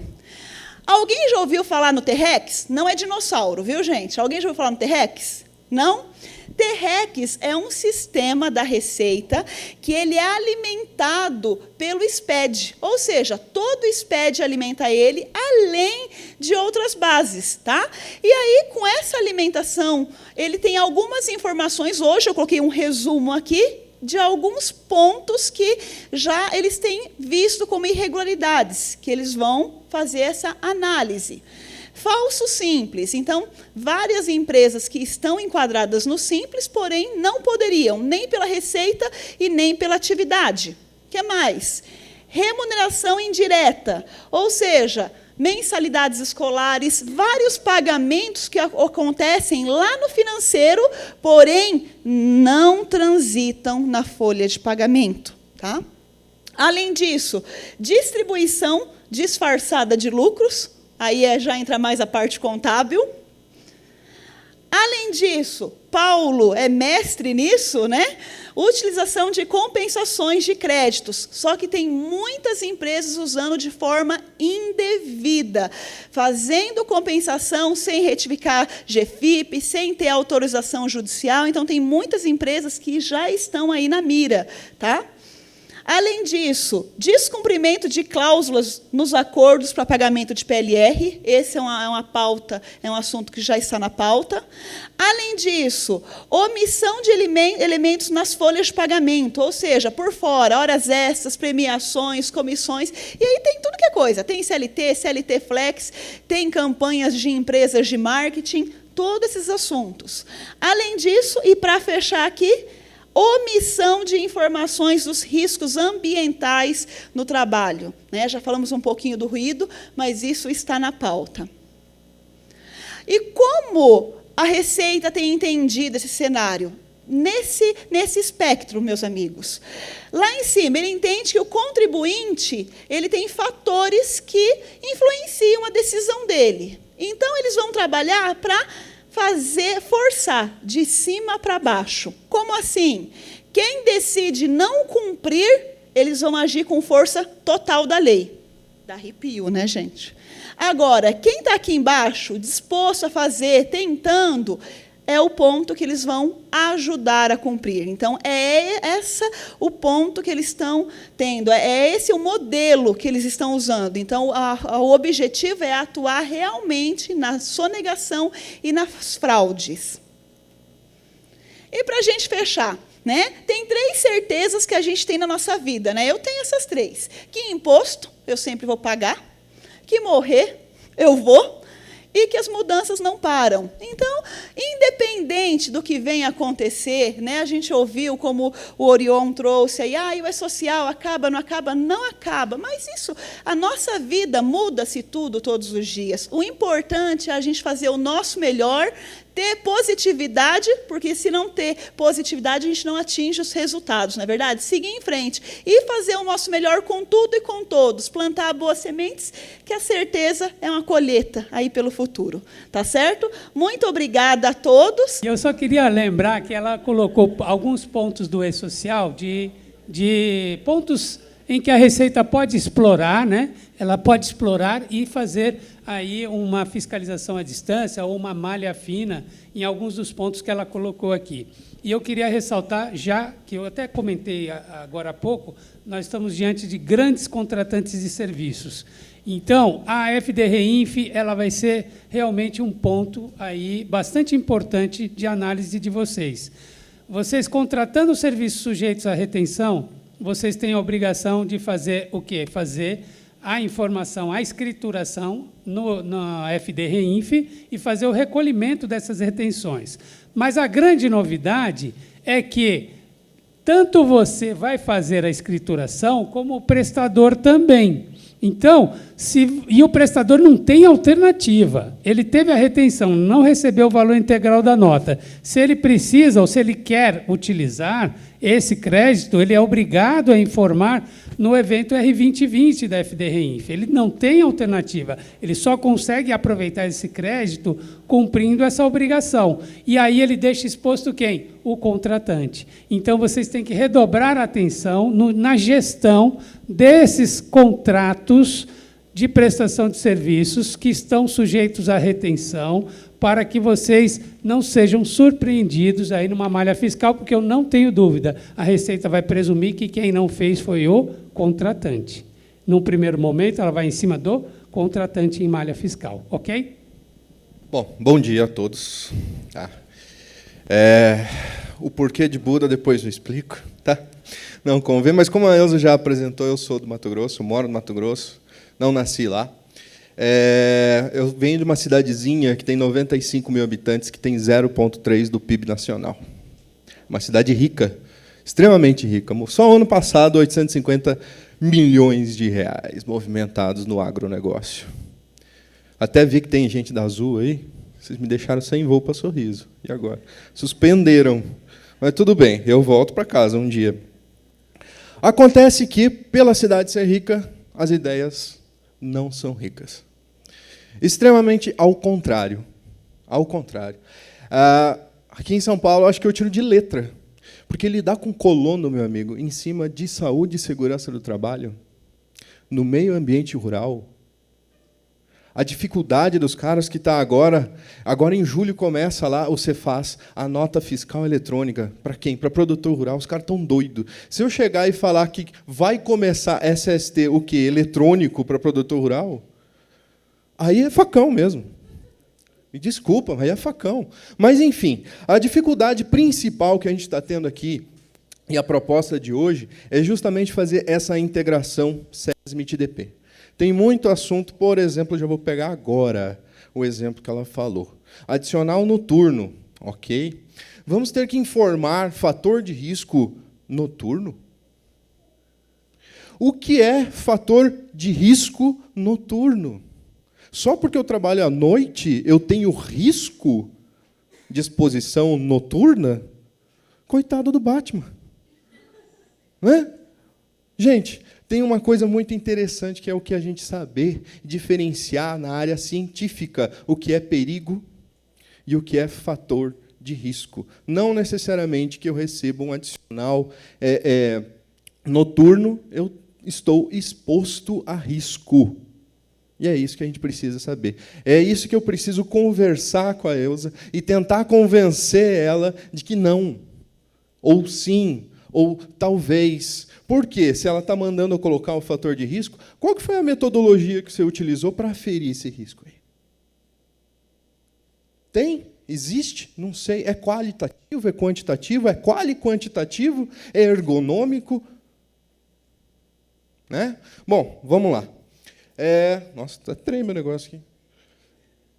O que é o E-Social? Eu achei interessante uma fala, até foi recente, foi no congresso da Abergo, a auditora fiscal do trabalho, a Laila, ela falou o seguinte: o E-Social não cria, não altera, nem dispensa quaisquer das obrigações fiscais, previdenciárias e trabalhistas, mas apenas racionaliza e simplifica o cumprimento das obrigações já existentes. E o principal da nossa área é o quê? O E-Social não substitui a fiscalização in loco de SST. E agora que a gente está no medo, ou não, para alguns é bom, para outros é ruim, para mim é péssimo, não do ponto de vista de atuação, porque eu sou empresário da área de SST, eu sou empregador, mas adiar o E-Social para SST é bom ou ruim? À medida que a fiscalização em loco vai continuar. Conteúdo de SST no E-Social, muito simples. Tudo isso daqui vai cair dentro do E-Social, tudo. Né? A incapacidade laboral, o acidente, eu não vou nem comentar a respeito deles, o acidente de trabalho, comunicado de acidente de trabalho, a NTEP, eu também falo NTEP, eu não falo NETEP, não. Aposentadoria especial, LTCAT, FAP-RAT. Normas regulamentadoras, sim, está previsto agora, já para julho. Né? Teve a reunião da CNTPP na semana passada. E foi decidido já a nova agenda de alteração. Vem aí a alteração da NR1, da NR2. Aliás, não é nem alteração da NR2, é finalmente o embargo da NR2, do mito NR2, porque é tipo caviar, não vi... Nunca vi falar de NR2 dentro das empresas. Tá? A NR3 vai ser alterada agora, a NR12 e a NR28. Lógico, vamos tratar de multas na NR28. Opa, é o princípio do governo, a desburocratização. Então, agora, começo de julho, 5 primeiras NRs serão alteradas. Vai ter um impacto? Vai. Justifica a saída de SST no E-Social? Não. Não justifica. Porque como que a gente vai começar... Aliás, quando que o empregador, ou pelo menos quem faz gestão de SST dentro das empresas, vai começar a demonstrar, sem ter problemas de contestação de FAP, que a gente faz gestão de SST dentro das nossas empresas, que a gente demonstra a eliminação, a neutralização, ou até a eliminação total do risco. Hoje em dia, a gente não tem essa abertura. a gente tem que ficar demonstrando através de papelada, papelada, papelada, papelada. É essa gestão de SST que a gente precisa demonstrar dentro do e-social e não simplesmente adotar o e-social como um envio de informação. É muito mais do que isso. PPRA, PCMSO, CIPA, PCMAT, PGR, PGSS, MATR, eu adoro essa sopa de letrinhas também. Tá? Todos vocês conhecem, então, as NRs também. Aliás, muito médico do trabalho aqui hoje? Ninguém? Ah, tá. Beleza. Tiveram no Congresso da ANANT? Gostaram? Eu não gostei dos profissionais que estavam lá. Por quê? Teve uma palestra de e-social lá que os médicos estavam com dúvida do tipo: quem pode elaborar um laudo de insalubridade? Eu fiquei abismado. Nessa altura do campeonato, aos 49 do segundo tempo, a gente vai perguntar isso? Não generalizando, lógico, desculpa, né? Mas não é hora dos profissionais da área de SST estarem fazendo dúvidas, estarem perguntando coisas primárias, que está na legislação, bem específico, artigo 94, 95 da CLT. Né? Treinamentos EPC, EPI, insalubridade, periculosidade e ergonomia. Então, resgatando a ergonomia daquele baú velho, fedorento, cheio de aquelas balinhas brancas, como é que é? Não é nem balinha, naftalina. A ergonomia estava lá. A ergonomia estava lá. Agora está uma briga para saber o que é ergonomia. Quem pode fazer uma análise ergonômica do trabalho, que a gente ainda pega algumas apostilinhas chamando laudo de ergonomia? O que a gente faz nessa hora? A gente confia naquele prestador de serviço de SST e manda para o e-social? É, sim. Como é que a gente vai validar essas informações? Não é agora que a gente vai ter que estudar isso para validar. A gente já deveria estar estudando, porque tudo isso mastigado e resumido no e-social em 4 eventos. Eu sei que tem mais eventos de SST no e-social, mas, por exemplo, o CAT eu não quero mandar. A CAT ninguém quer mandar. A CAT a gente evita. Eu quero só mandar tabela de ambientes, fatores de risco, treinamentos e monitoramento. Que, me desculpe, mas não é monitoramento da saúde do trabalhador, mas nunca é uma exposição do atestado de saúde ocupacional. Só. Não faz monitoramento nenhum com ASO. Você faz monitoramento através da gestão do PCMSO. E ASO compõe uma parcela mínima do PCMSO. Enfim, para o e-social, como que a gente vai ficar, então? Como eu falei, esses são os eventos, porém o e-social está classificando ali, né? Exame toxicológico do motorista profissional não deve ser relacionado nunca com segurança e saúde do trabalho, nunca. Tá? Até já tem uma própria imposição da ANANT falando que os médicos coordenadores não podem incluir no PCMSO, não podem incluir no atestado de saúde ocupacional e não pode ser caráter de definição de apto e inapto. Para que serve? Não me pergunte. Artigo 168 da CLT está escrito que tem que fazer, estão fazendo. Aos trancos e barrancos, mandando no CAGED e acabou. Finalidade? Sabe Deus. Não sei. Então, o próprio e-social, o próprio manual do e-social atual, 2.5.1, fala que toxicológico não faz parte de SST, só que ele vai entrar agora para aproveitar a maré de eventos de SST, ou não, né? Ou recuar essa maré. Mas, enfim, afastamento temporário. Quem aí do SESMIT está a fim de mandar início de férias da Dona Maria? SESMIT cuidando de férias? Pois é. Um afastamento temporário, a gente também tem a tabela 18, motivos de afastamento. A tabela 18, que tem lá férias, licença maternidade. É o SESMIT que vai cuidar de férias? Não. Então, cara, são 5 eventos, 4 eventos ali, quase que periódicos, tá? Quase que periódicos, mas são 5 eventos que a gente vai ter que preencher no e-social. E muita gente está abismada. Está abismada.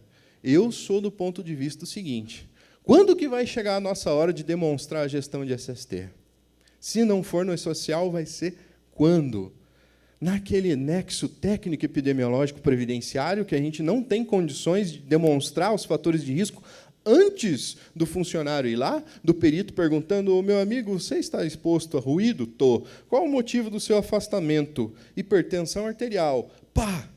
Doença do trabalho. Como assim? Pois é, a lista B do Decreto 3048. Como é que funciona?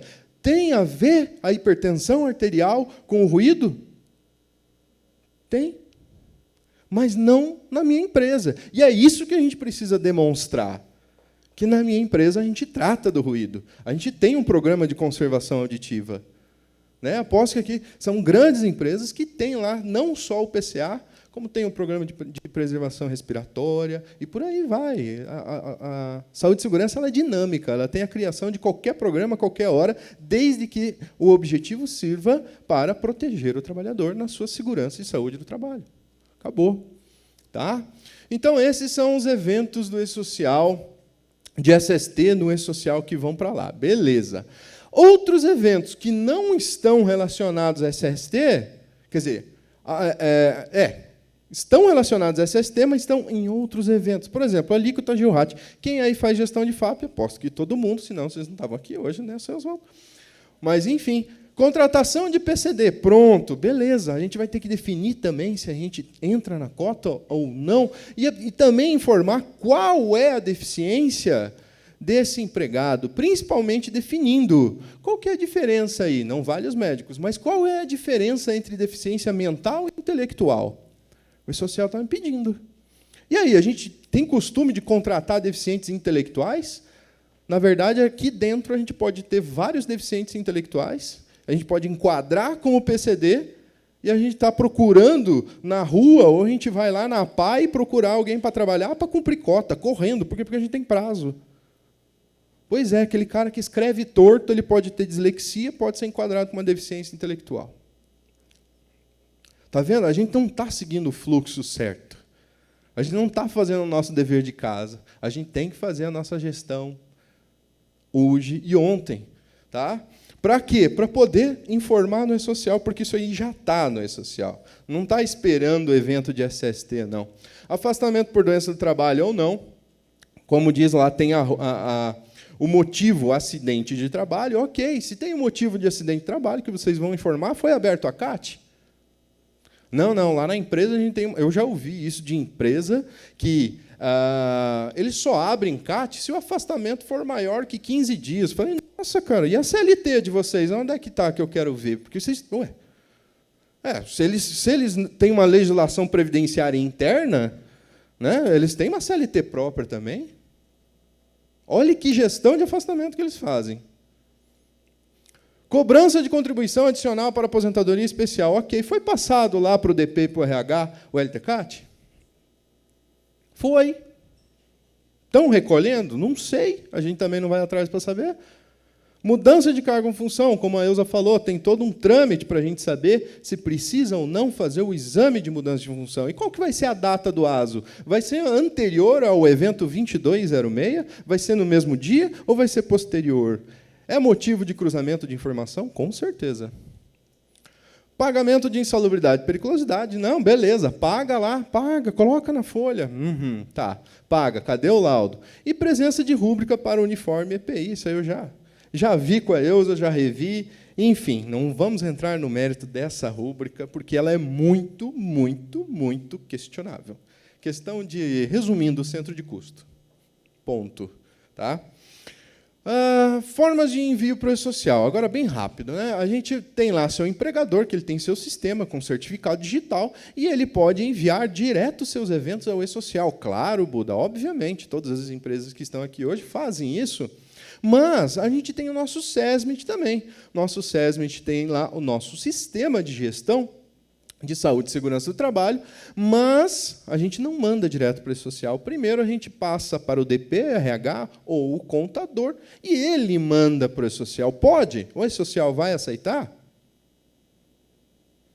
Dormiram? Sim, gente, fala assim, sim. Sim, pode. O E-Social aceita, tá? Ele aceita essa informação da onde quer que venha, com a outorga ou com o próprio certificado digital, tá? Mas tem uma outra situação aqui. Eu tenho os documentos, eu tenho meus programas, eu tenho meus laudos de saúde e segurança do trabalho, Eu mando para o DP, ou para o RH, ou para o contador e enviar ao E-Social. Só que são documentos, ou seja, a Elza vai ter que interpretar o meu documento, o meu programa e meu laudo. Pode ser?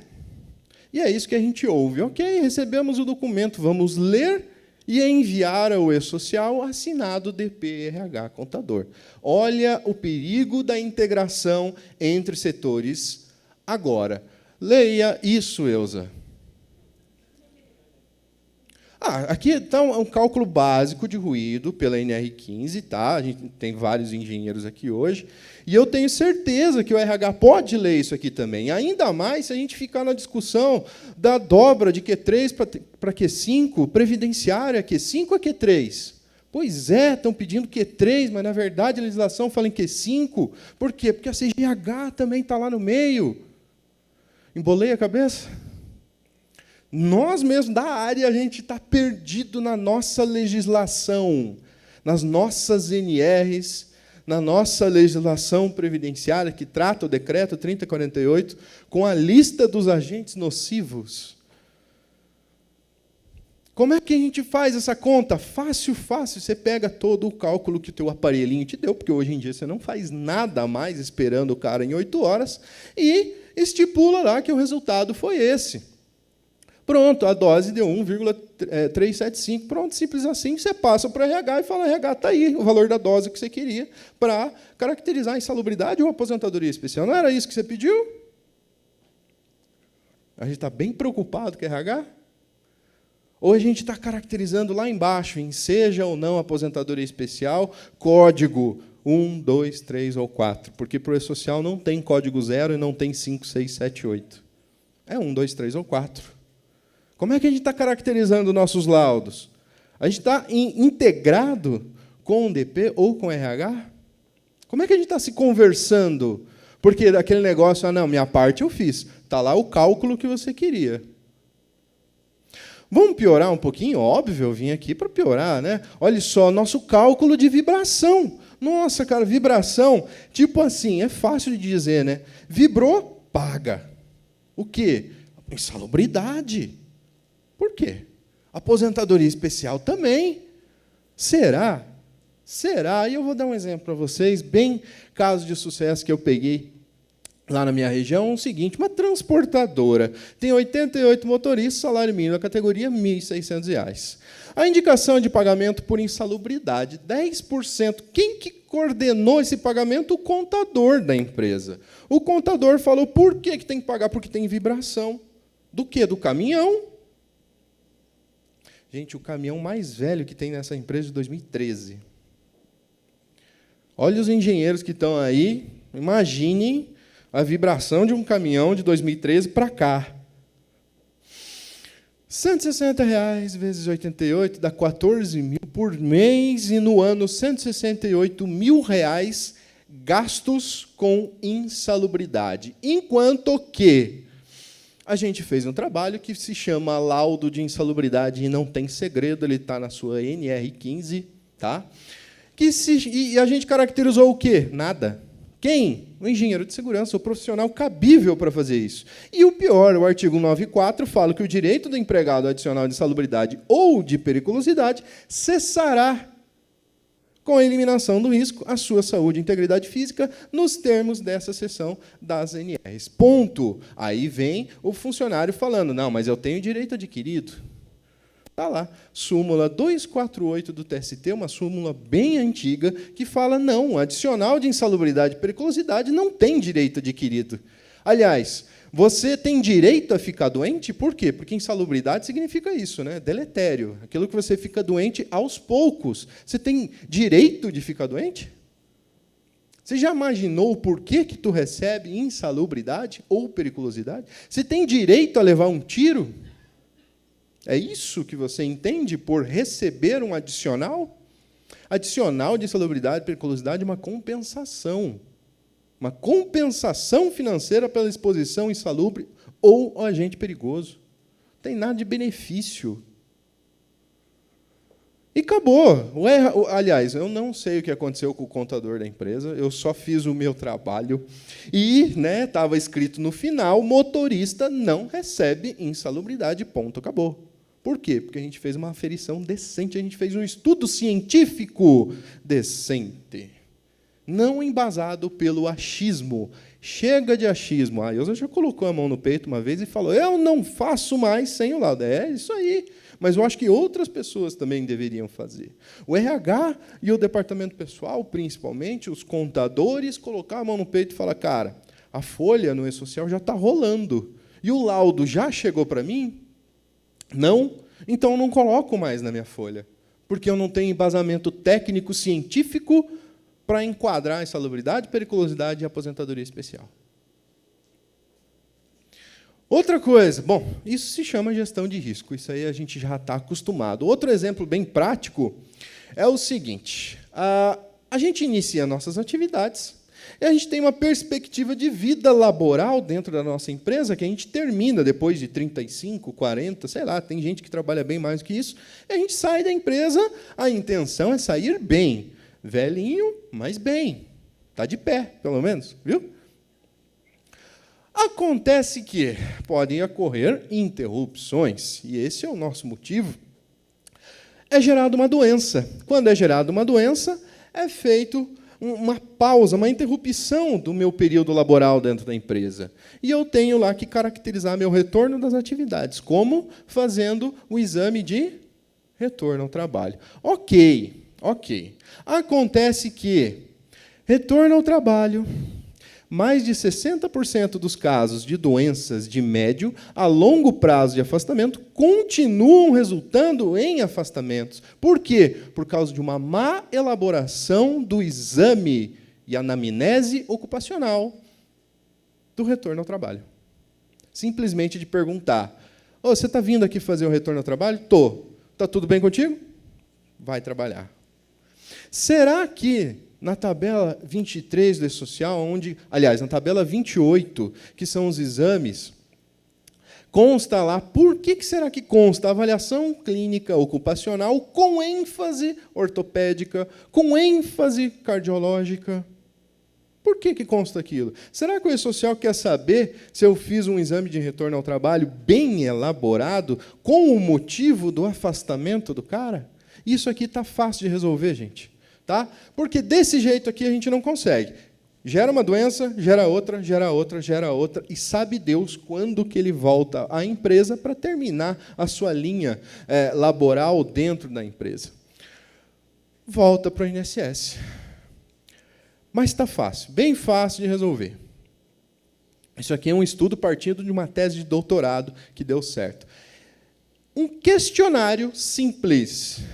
Tá? Simples, de 8 perguntas, resolveu 80% daqueles casos anteriormente que eu mostrei.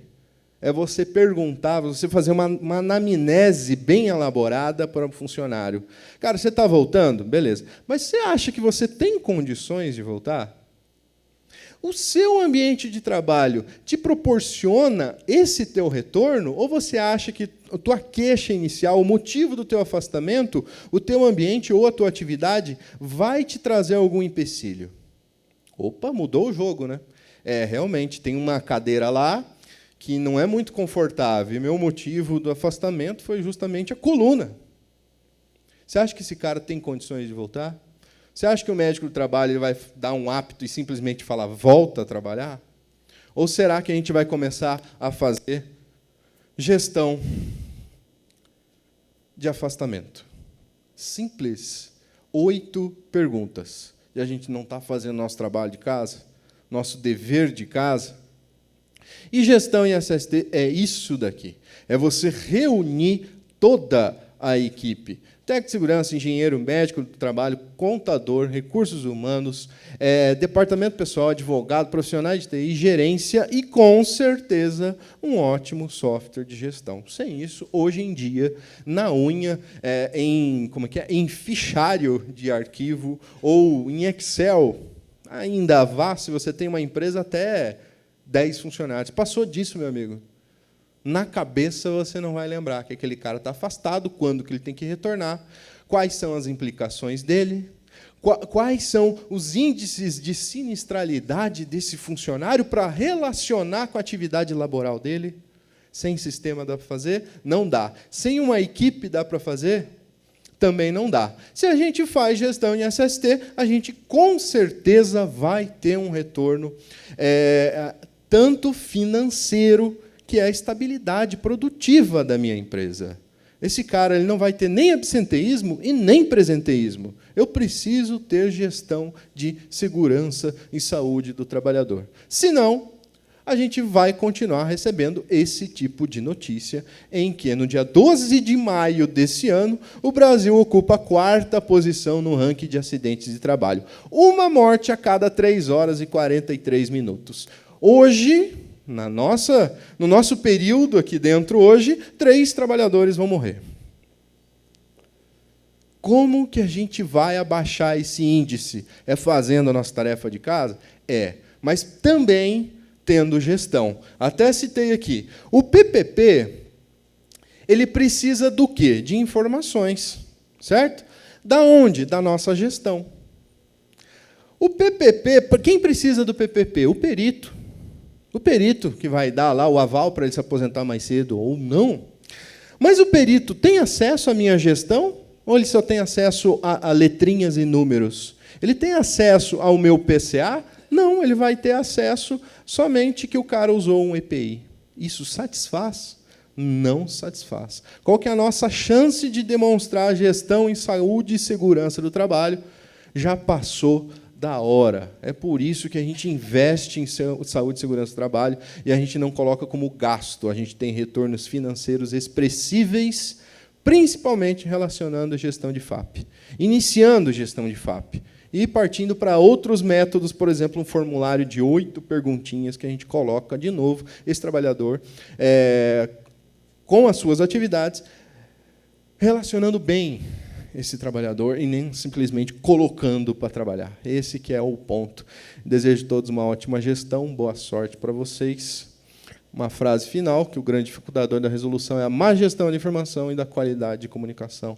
Obviamente, meus contatos. Muito obrigado. Eu estou recebendo, enquanto transcorre a palestra, estou recebendo feedback de pessoas que estão adorando. Parabéns ao grupo. Parabéns ao grupo. Estão pedindo a apresentação, o contato de vocês. Tem um burburinho aí, silencioso, que o celular está vibrando. Por conta do adiantado do horário, eu queria propor que nós abríssemos para 1, 2 questões, se o grupo concordar, e é o que eu peço, para que a gente possa liberar para o almoço. Temos uma limitação no restaurante, e esse foi um complicador para termos avançado no tempo. Então, vamos liberar para 2 questões, e durante o almoço conversaremos, obviamente, as pessoas se aproximarão desse quarteto maravilhoso aí. Ô Buda, muito se falou aqui sobre o risco ruído, né? E o Orion comentou, o doutor Rodrigo também, eu trouxe aqueles números ali que são assustadores, e o Claudeci fala, não, no INSS nós já concedemos a aposentadoria especial por ruído. Aí eu pergunto para você, você enxerga alguma possibilidade para trabalhar junto com o jurídico, como a defesa? Porque você falou muito sobre na questão de científico, dados científicos. Você enxerga que existem elementos para montar uma defesa e atuar junto com o jurídico? Eu acho que, na verdade, até o contrário. É o jurídico que deveria se apoiar mais na parte técnica científica, em saber a respeito. Agora, recentemente, saiu um estudo de eficácia para protetor auricular. Quando que a gente viu isso na vida? Agora tem. Dá para se defender? Dá, porque agora tem um referencial bibliográfico em cima disso que a gente pode, sim, bater em cima. Até não comentei, mas eu já tinha questionado o Claudeci anteriormente, por que o INSS está colocando o nexo concausal para CID I-84? E aí eu ia colocar o N no nome dele, depois vocês... Não deu, Gente, Pode pesquisar aí no Google. E CID e 84. Existe relação de nexo com causal. Pelo amor de Deus, por que eu preciso tirar um médico para responder um CID e 84 para a Previdência que ela está relacionando com um acidente de trabalho, meu amigo? Deixa eu traduzir para vocês o CID e 84 é hemorroida. Entenderam o N? Não. Vocês estão vendo alguma relação? Então, é assim, a defesa ela tem que partir primeiramente, da parte técnico-científica. E não acho que até bater no peito e falar, não, vamos se defender. Eu acho que a busca de referencial, de material bibliográfico em cima da defesa, ela está na nossa área. Aí sim vai ter lá as brechas da Lei 8213, as brechas das NRs e etc. Mas o contrapor uma explicação que não tem embasamento algum, assim como a tabela 23. Qual que é a referência bibliográfica da tabela 23? Que muita gente está preocupada em colocar a tabela 23 no PPRA, no LTCAT, não tem referência bibliográfica alguma. Você pode até mesmo criar fator de risco dentro do E-Social. Só colocar lá código 0101999, que é outros, e explica embaixo qual que é o fator que você está colocando. Existem fatores de risco que é imposição jurídica. O juiz mandando colocar no PPRA um fator de risco. Existe? Existe. Está entendendo? Então, essa integração ela tem que ser muito maior. Se algum dia existia um ódio, esquece. Esquece, não pode mais existir nunca. Nunca, nunca, nunca. Ou até mesmo integrar o setor. Se existia 2 setores, agora é um só, cara. Não tem para onde fugir. Só para complementar, Oswaldo, até você permitiu que eu respondesse essa pergunta aqui. Eu pensei que ele não ia falar, mas todo mundo.